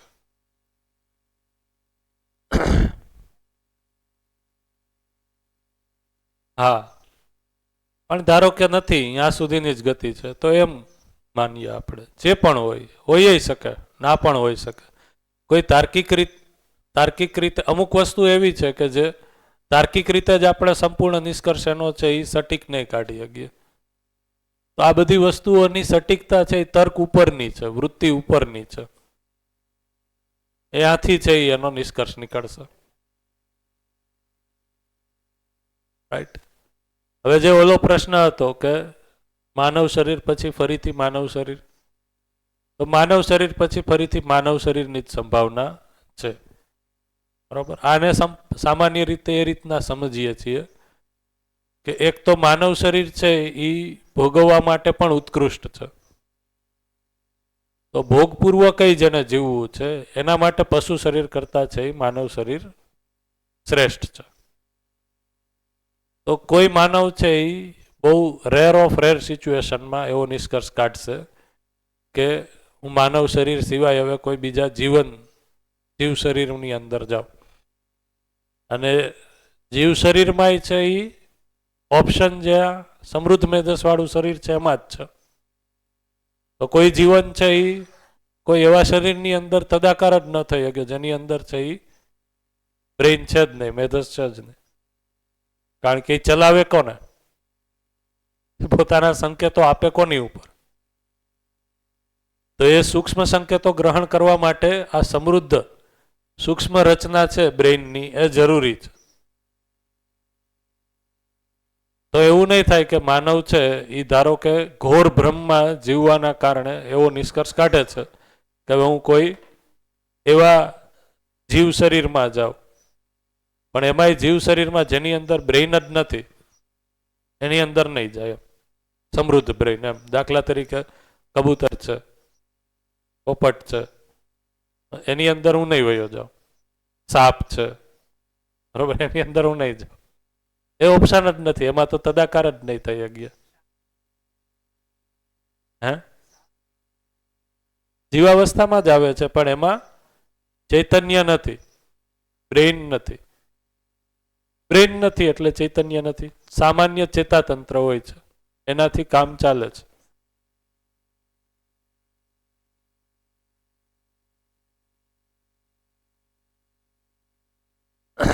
ચેતાતંત્ર જ છે એની અંદર, એને ટ્રેન કરી શકાય છે.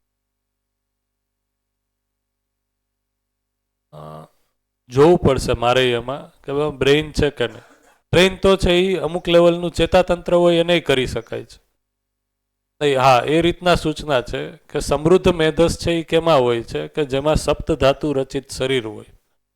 જે આ લોહીની વાત કરતા હતા તો એની અંદર સમૃદ્ધ મેધસ છે, એની અંદર જીવન તદાકાર થઈ શકે. પોપટ કરે છે કે એ મિકેનિકલ જ છે. હા, તો એની અંદર ચેતાતંત્ર છે એ સામાન્ય બીજા જે જીવજંતુ એના કરતાં થોડુંક કોમ્પ્લેક્સ છે. એટલા માટે એ આપણા સંકેતોને છે એ ગ્રહણ કરી અને ટ્રેન થઈ શકે છે. એની સિમ્પલ કસોટી એ છે મેં જે કીધું એ કે, અને આ તો નેટ ઉપર ઉપલબ્ધ હશે કે તમે જોઈ લ્યો, સર્ચ કરી લ્યો કે સપ્તધાતુ છે એ છે કે નહીં શરીરમાં. સપ્તધાતુ રચિત શરીર છે એમાં કાંઈક આટલા આવે છે: રક્ત, માંસ, મજ્જા, વસા, એવી રીતના 7 આવે છે. તો આ 7 ધાતુ અને ધાતુ કીધી, બરોબર. એ રચિત શરીર છે એની અંદર સમૃદ્ધ મેધસ છે. એ સમૃદ્ધ મેધસ છે એની અંદર છે એ જીવન તદાકાર થઈ શકે, ધારણ કરી શકે શરીરમાં. તો એમાંય જવાની કોઈ શક્યતા નથી કે જેમાં સમૃદ્ધ મેધસ નથી. પણ સમૃદ્ધ મેધસ છે એમાં બહુ રેર સિચ્યુએશનમાં છે એ જઈ શકે.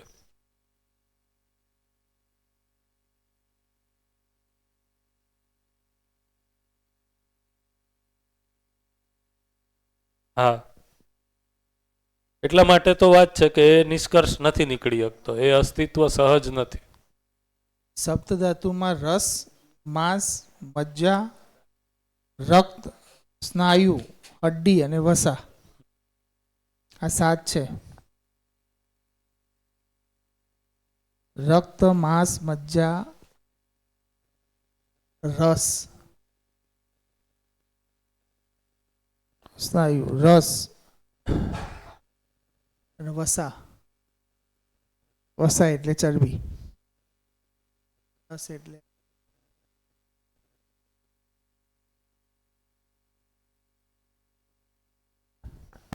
આ મળી જશે તમને નેટ ઉપર છે એ સર્ચ કરો, બધાયનું ડિટેલ મળી જશે.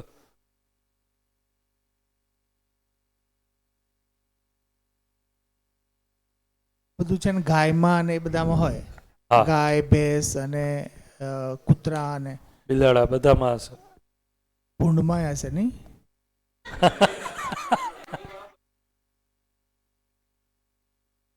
હા, આજે આમાં ભૂંડને શાકાહારી ગણવું કે માંસાહારી ગણવું? પણ તમે જે નાખો છો બધું અઠવાડિયે તો ખાઈ જાય છે. માનવના સંસર્ગમાં આવીને શાકાહારી થઈ ગયું. કૂતરાય ઓરિજિનલી માંસાહારી છે, પણ માનવના સંસર્ગમાં આવી અને મને ખ્યાલ નથી એવું. આનું બાયફર્ગેશન સાયન્સમાં છે. જીવન નહીં આપણે આ મધ્યસ્થ દર્શનમાં બે જ કેટેગરી મૂકી છે, એક શાકાહારી અને માંસાહારી. હા મિશ્રાહારી જેવું કોઈ કેટેગરી છે નહીં. હા ઠીક છે, કોઈ કારણોસર પ્રેક્ટિસના અથવા એના કારણે થઈ ગયું, બંને ખાતું થઈ ગયું. ભ્રમિત વ્યક્તિ તો ગમે ઈ કરી ભ્રમિત શકે. વ્યક્તિ બી ખાય છે, આજે ભૂંડ બી ખાય છે, હા. ડોગ પણ કૂતરા બી ખાય છે. પણ વાસ્તવમાં આપણે જે વ્યાખ્યા આપી છે એમાં તો બે જ કેટેગરી છે ને મધ્યસ્થ દર્શનમાં, કાં તો Right. શાકાહારી કાં તો માંસાહારી. એ બી ભ્રમિત થઈ ગયા જેવું થયું ને.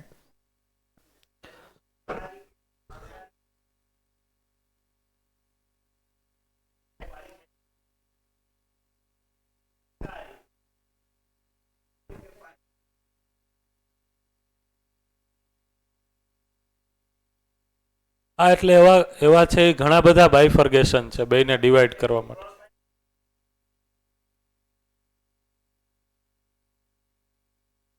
ઓકે, બીજો ક્વેશ્ચન એ હતો કે એક જે કીધું હમણાં, એક જે તમે પૂછ્યું કે જનરલી સ્ત્રી શરીર પછી છે એ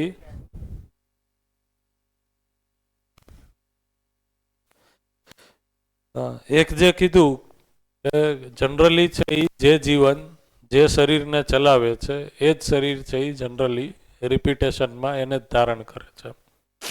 તો આ પણ છે એ જનરલ જ સિદ્ધાંત છે. તો સ્ત્રી શરીર ચલાવવા વાળું છે એ સ્ત્રી શરીર ચલાવે છે, પુરુષ શરીર ચલાવવા વાળું પુરુષ શરીર ચલાવે છે. પણ આમાં છે એ નિષ્કર્ષ છે એ કોઈ એવો કાઢે કે મને તો આ યોગ્ય જ નથી રહ્યું, મેં બહુ દુઃખ વેઠા છે ને આગલા શરીર યાત્રામાં તો મારે છે એ પુરુષ શરીર જ જોઈ છે. પુરુષ કોઈ એવું વિચારે કે આ તો મેં બહુ સંઘર્ષ કર્યો, કમાવવું મારે ને ઘરે બધાનું સાંભળવું મારે, આના કરતાં તો ઘરે કામ કરવું જ સારું. બરોબર, તો એ નિષ્કર્ષ જે કાઢે છે તીવ્ર, એના આધારે એટલે અત્યારે એવું લાગે છે કે ગયા જન્મમાં બધી પુરુષો હતા ને સ્ત્રીઓ બની ગઈ છે, સ્ત્રીઓ પુરુષો બની ગઈ. કારણ કે જો છોકરીઓ વધારે ભણે છે, આ છે તે છે, એમ જોતા લાગે છે કે એ નિષ્કર્ષ કાઢીને બધા ટ્રાન્સજેન્ડર, પેલું કહેવાય ને ટ્રાન્સજેન્ડર જેવું. એ સામાજિક દબાવના કારણે છે.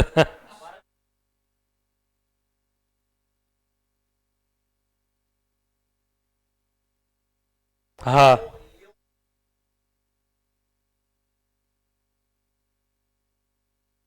જીવતા જીવતા નિષ્કર્ષ બનતા હોય. આ નિષ્કર્ષોનો સમુચ્ચય જ છે એ છોડે ત્યારે ઉપયોગી બને છે. હા, આપણે જીવતા જીવત જે છે એ નિષ્કર્ષો બનાવીએ છીએ, એ મરતી વખતે બધા રિવાઇન્ડ થાય છે. કોઈ એવું નથી કે મરતી વખતે જ છે એ કોઈ તીવ્ર આવેશ આવ્યો અને નિષ્કર્ષ બની ગયા. અને નિષ્કર્ષ છે એ એવું નથી કે હું વિચાર્યા રાખું અને હું નક્કી કરી લઈશ કે હવે આમ તો કરવાનું જ છે. એ તો જીવનની અંદર બહુ તીવ્ર સ્વીકૃતિ છે. નિષ્કર્ષ એટલે તીવ્ર ઈચ્છા સ્વરૂપે સ્વીકૃતિ બને છે, ત્યારે એ થાય છે. તો એ રીતના છે એ નિષ્કર્ષ જે કાઢે છે. તો સામાન્ય પરિસ્થિતિમાં આવા કોઈ અલગ નિષ્કર્ષ બનતા જ નથી. એ સહજ નિષ્કર્ષ જ બને છે શરીરને લઈને.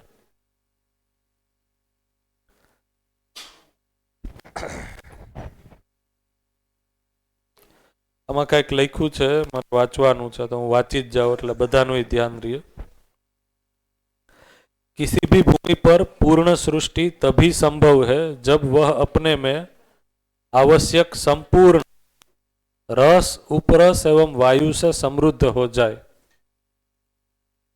मानव व्यवहार दर्शन वाचू छू. इस प्रकार से इस असीम अवकाश में अनंत भूमि अपनी प्रगति के अनुसार पूर्ण विकसित, अर्ध विकसित, अल्प विकसित एवं अविकसित अवस्था में है।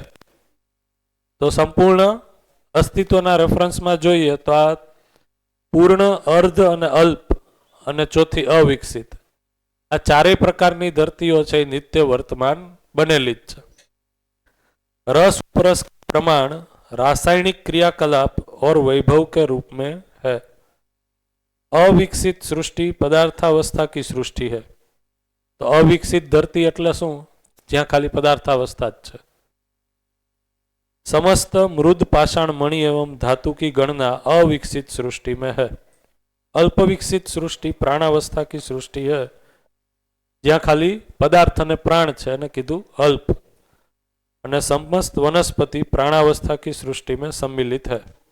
अर्धविकसित सृष्टि जो जीवावस्था की सृष्टि है। मानवेतर अंडज और पिंडज सृष्टि की गणना जीवावस्था में है। ज्ञानावस्था में शरीर रचना पूर्ण विकसित सृष्टि है। यह स्पष्ट हो जाना आवश्यक है कि अल्प विकसित सृष्टि में अविकसित सृष्टि, अर्धविकसित सृष्टि में अल्प विकसित और अविकसित तथा पूर्ण विकसित सृष्टि में अर्धविकसित, अल्पविकसित और अविकसित सृष्टि समाहित है ही, क्योंकि गुरु मूल्य में लघु मूल्य समाया रहता है। એટલે આપણે આ જે વિકાસક્રમ જોયો, આ કોઈ વિકાસક્રમ, વિકાસ, જાગૃતિ ક્રમ, જાગૃતિ, એ અર્થમાં જ છે આ બે અનુભૂતિ છે, બે છે એ અનુભૂતિ નથી પણ બે સ્પષ્ટીકરણ છે એ આમાં લખ્યા છે। અધ્યાય કેટલામો છે? ત્રીજો, સૃષ્ટિ દર્શન અધ્યાય આવે છે એમાં છે। હા, મને એમ કે તો ખ્યાલ જ છે એટલે પછી મેં ન લીધું, ડૂબા ભીગા ગીરા।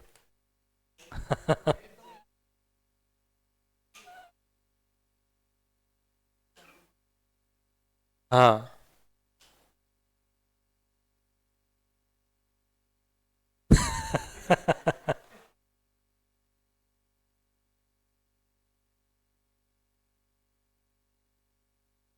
માઇક લઈ લ્યો તો।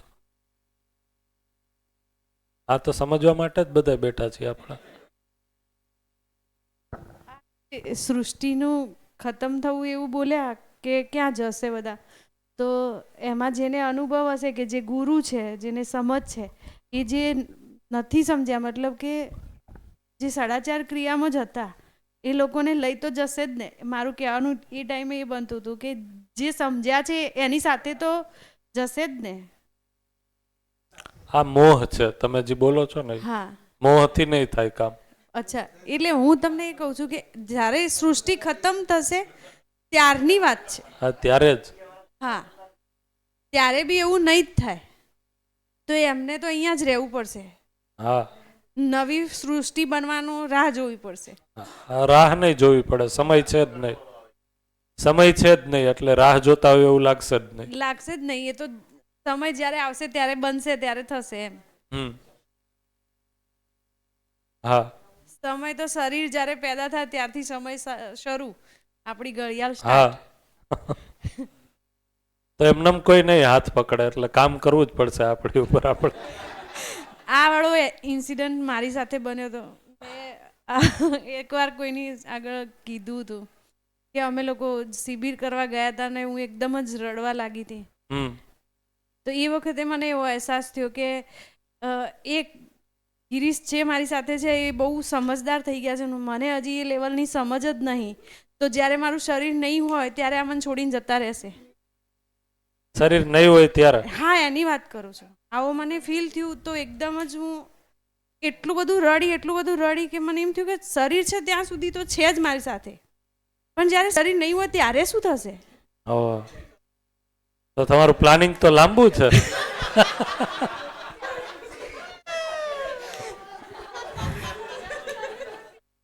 તો ખરેખર આ બીજી શિબિર મેં કરીને ત્યારનો ઇન્સિડન્ટ છે। મને આ વસ્તુ સમજ આવી ને તો હું એકદમ જ નર્વસ થઈ ગઈ કે હું હવે શું કરીશ, કારણ કે મને એ લેવલની સમજ આવતી નથી। તો એમને મને સમજાવ્યું કે હું તને છોડીને નહીં જાઉં।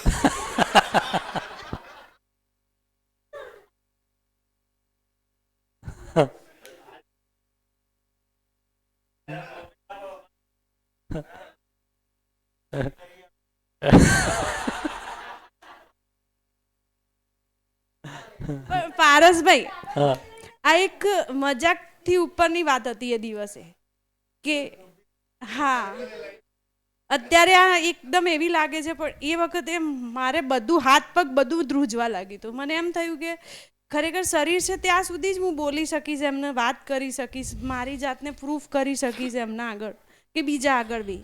પણ જ્યારે આ શરીર નહીં હોય, અમે બંને નહીં હોય, ગિરીશ નહીં હોય, હું દીપા નહીં હોઉં, ત્યારે અમે કેવી રીતે મળશું, કેવી રીતે વાત કરશું? અને કાં તો ત્યાં એવું સમજાવ્યું કે ભાઈ જે માણસ પોતાના ઉપર કામ કરે છે અને આગળ વધે છે એ વધી જાય છે, જે નહીં કરતો એ ત્યાં ત્યાં રહે છે. તો મને ડરે કે પણ તો કામ કરો ને, તમારી ઉપર કોણ રોકે તમને? એના માટે એક જ રસ્તો છે. એના માટે દીપાબેન એક જ રસ્તો છે કે આપણે એવી સ્થિતિએ પહોંચી જઈએ ને કે આપણે ચોઇસેબલ ઘર મળે, એટલે બે જણા ઉપર જઈને ચોઈસ નક્કી કરવાની કે તું અહીંયા જન્મ લે, હું અહીંયા જન્મ લઉં, આટલી ઉંમરે મળીશું પાછા.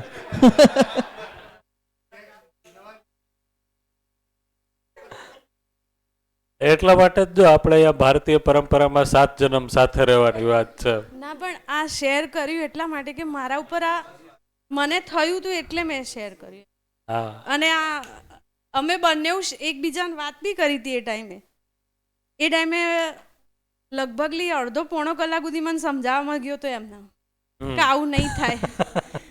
પણ તો બી હજી મને એ વસ્તુ તો છે મારા અંદર કે સમજા નથી એમ કે નહીં, ભય નહીં, પણ મને ખબર છે કે આ વસ્તુ મને મળી છે અને જો મળી છે તો એના અંદર મારે આગળ વધવું જોઈએ એમ.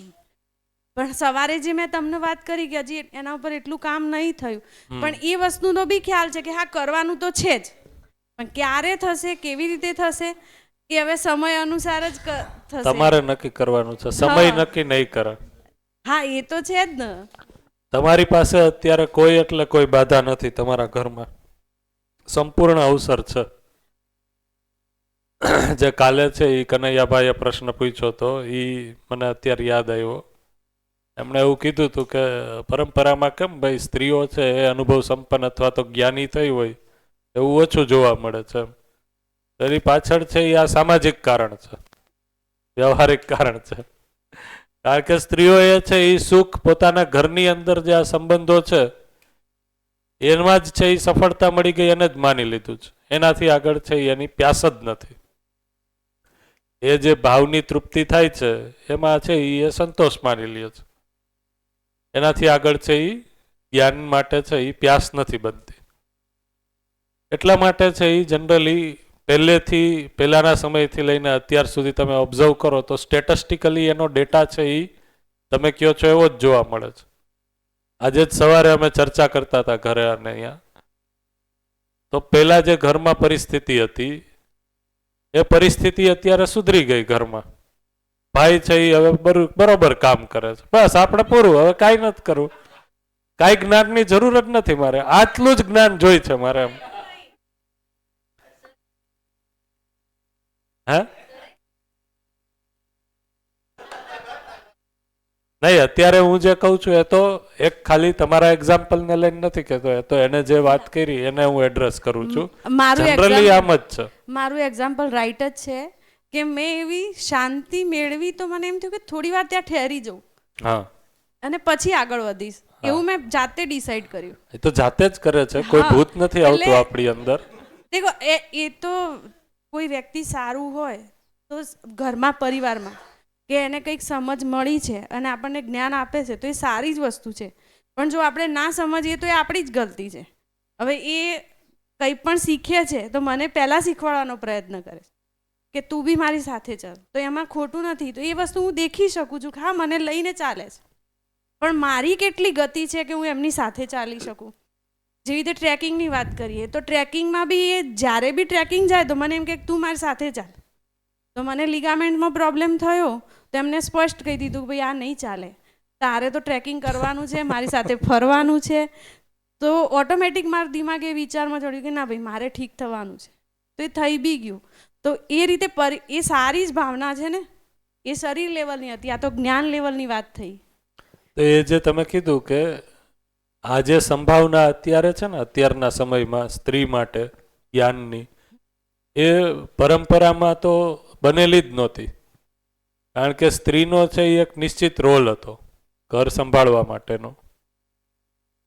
એટલા માટે છે એ માટે છે એ ઘરના વડીલો દ્વારા છે એ કોઈ આગ્રહ નહોતો.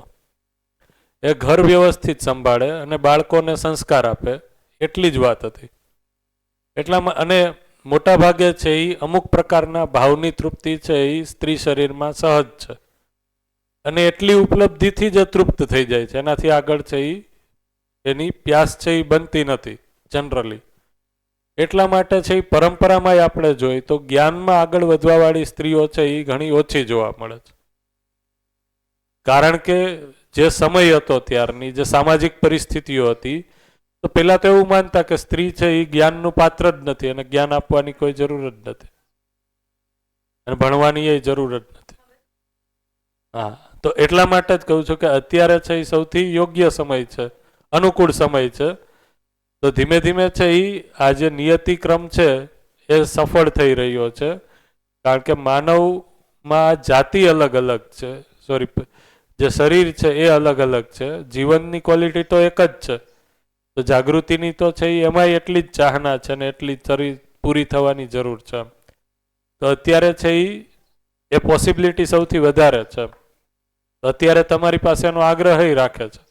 પેલા તો એ આગ્રહ નહોતો. આગ્રહ એટલો જ હતો કે ઘર સંભાળી લે એટલે ઘણું થઈ ગયું, કુટુંબ સંભાળી લે એટલે ઘણું થઈ ગયું.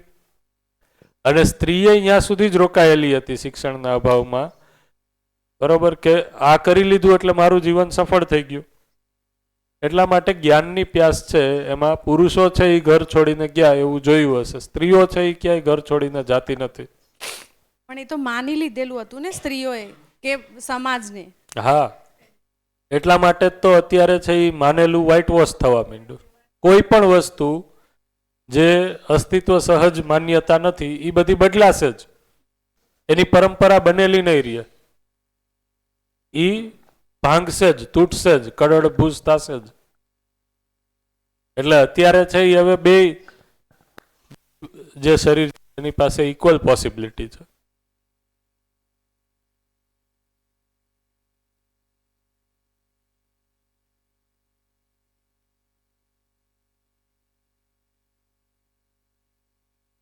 હા હા, એટલે જ કીધું ને એમણે જે પ્રશ્ન તો એ જ હતો કે ડેટા પ્રમાણે છે સ્ટેટિસ્ટિક્સ ઓછી છે એમ.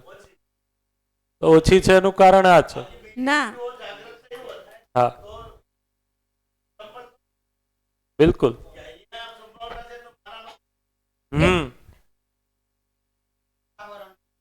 યસ, એમાં એમાં અને સમાજનો અત્યારે રોલ હતો. વાતાવરણ છે.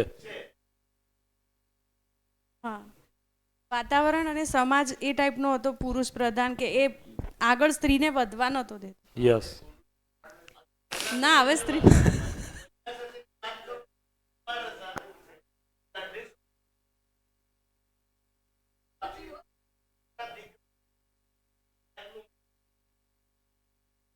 હા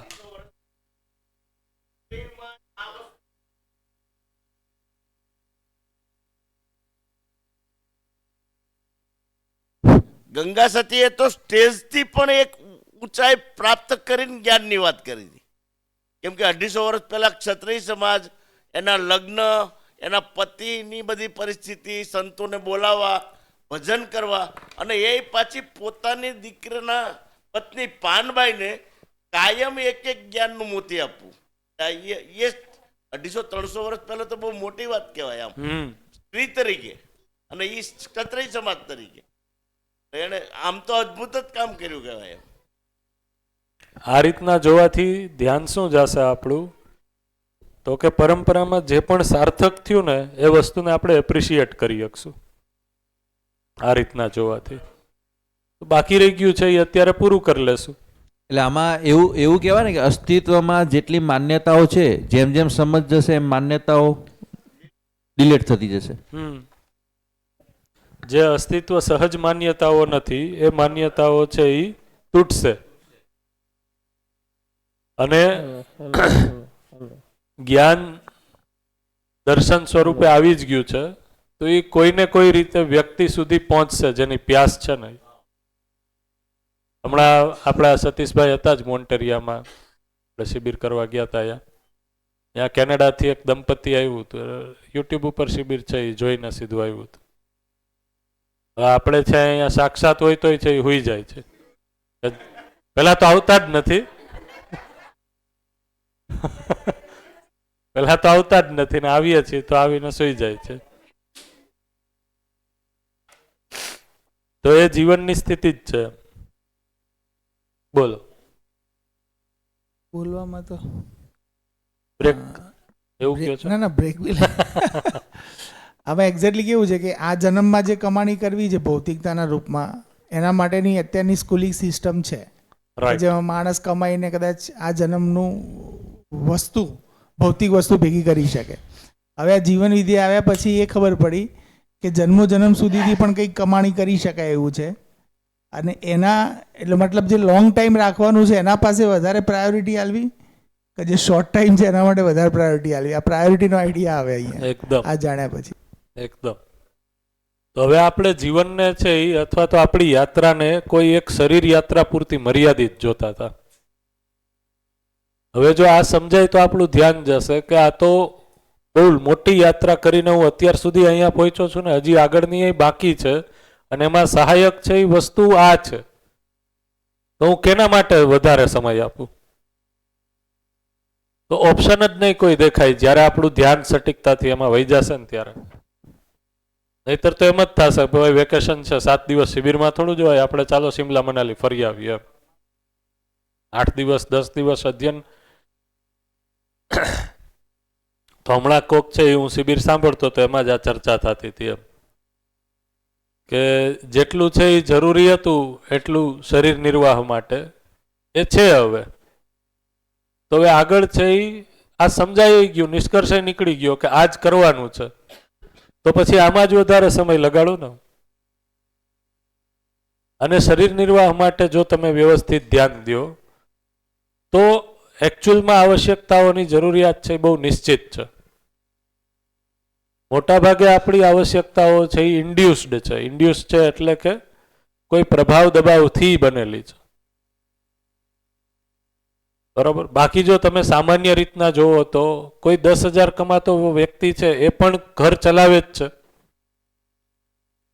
20,000 કમાતો વ્યક્તિ એ ઘર ચલાવે જ છે અને 50,000 કમાતો હોય એ ઘર જ ચલાવે છે. અને જો તમે આનું સ્પેન્ડિંગ જોશો તો મોટા ભાગે જે સ્પેન્ડિંગ છે માનવની વ્યાખ્યામાં આપણે આ જોવાના હતા તો એ આહાર આવાસ અલંકારમાં તો બહુ લિમિટેડ છે. 2 પ્રકારની આવશ્યકતાઓ છે, જરૂરિયાતો, સામાન્ય આકાંક્ષા અને મહત્વાકાંક્ષા. તો આહાર આવાસ અલંકાર છે એ સામાન્ય આકાંક્ષાઓ છે. દૂરગમન, દૂર શ્રવણ, દૂરદર્શન છે એ મહત્વાકાંક્ષાઓ છે. તો જે મહત્વાકાંક્ષા છે એમાં જ છે એ વધારે સ્પેન્ડિંગ છે. અને એનું વધારે સ્પેન્ડિંગ એટલા માટે છે કારણ કે આપણે સુખનું સ્વરૂપ છે એ સમજ્યા નથી એટલે સુખી થવા માટે એનાથી આપણે બાધિત છીએ. એ સમજાઈ જાય તો એ પણ બહુ લિમિટેડ જરૂરિયાત જ છે, રાઈટ. એટલે એ અર્થમાં જુઓ તો અત્યારે આપણે જોઈએ તો અત્યારનો સમય એવો છે જે વિજ્ઞાન અને ટેકનોલોજી જે સ્થિતિમાં અત્યારે પહોંચ્યું છે, જો એના સાર્થક ભાગને આપણે જોઈએ તો માણસ છે એ બહુ ઓછો શ્રમ કરી અને પોતાની દૈનિક જરૂરિયાતો, પોતાનું ઘરનું ભરણ પોષણ, બાળકોની અંદર સંસ્કાર સિંચન એક ઓછા સમયને ઇન્વેસ્ટ કરીને કરી શકે છે. હવે પહેલાનો સમય તમે જોવો તો 3 ટાઈમનું જમવા માટે જ છે એ માણસનો અડધો દિવસ છે એ વયો જતો. પહેલા ક્યાંક છે એ તીરકામઠું છે એ હરખાઈ બનાવવું પડે, પછી શિકારમાં જાય, શિકારમાં મળવું હોય તો મળે, ન મળે આખો દિવસ રખડે તોય, અને કોઈ વસ્તુ મળે પછી અગ્નિ પ્રગટાવવી. તો આ જે આખી એની બદલે અત્યારે છે એ કેટલું ઇઝી છે, રાઈટ. તો એ રીતના આપણે જોઈએ તો અત્યારનો જે સમય છે એ જ્ઞાનવર્ધન માટે શ્રેષ્ઠ સમયમાં આપણે અત્યારે છીએ. એ જ રીતના એનું બીજું પાસું જોઈએ તો એ છે, જો જ્ઞાનની સૂચના નથી તો પરમ હરાસ માટેનો શ્રેષ્ઠ સમય આ જ છે. કારણ કે એટલા બધા ભટકાવ છે, એટલા વેરિએશન્સ છે એના, કે વેરિએશનમાં વ્યક્તિ છે એ પોતાનાથી છે એ એટલો દૂર હોઈ જાય છે, ખોવાઈ જાય છે. બરોબર.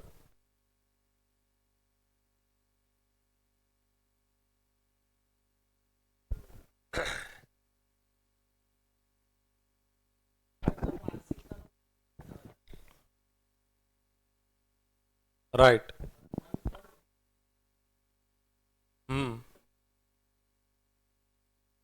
એટલા માટે જ માનસિક રોગો, તો જે અહીંયા શ્રમગતિ પરિણામ આપણે લખ્યું ને, તો શ્રમ છે એ શરીરને આપવાનો હતો, એની બદલે આપણે છે એ જીવનને આપી દીધો.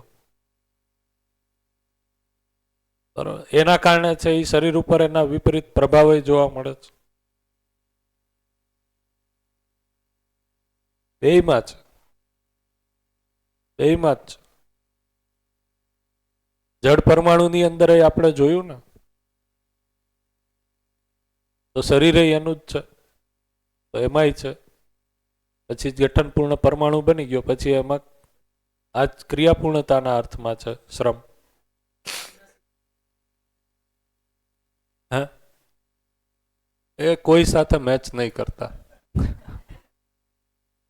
એમાં કાંઈ હાથમાં જ નહીં આવે. હું તો થોડુંક વાંચીને છે એમાં મને કોઈ સિક્વન્સ જ દેખાતી નથી, મને નથી દેખાતી. એમ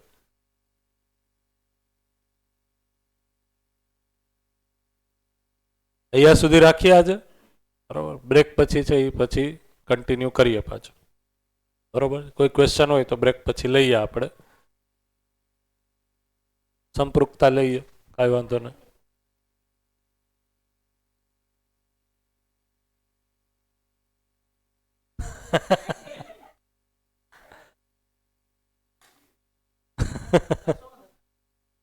વિકલ્પ જોઈ લેશું આપણે. વિકલ્પનું પઠન કરવાનું હતું, બાકી રહી ગયું હતું, તો એ પઠન કરીએ. એમાં પણ છે એ ઘણી બધી વસ્તુ ચર્ચા લાયક છે, તો એ ચર્ચા કરી લેશું. અને કાલે છે એ ડૂબા ભીગા ગીરા લઈ લેશું.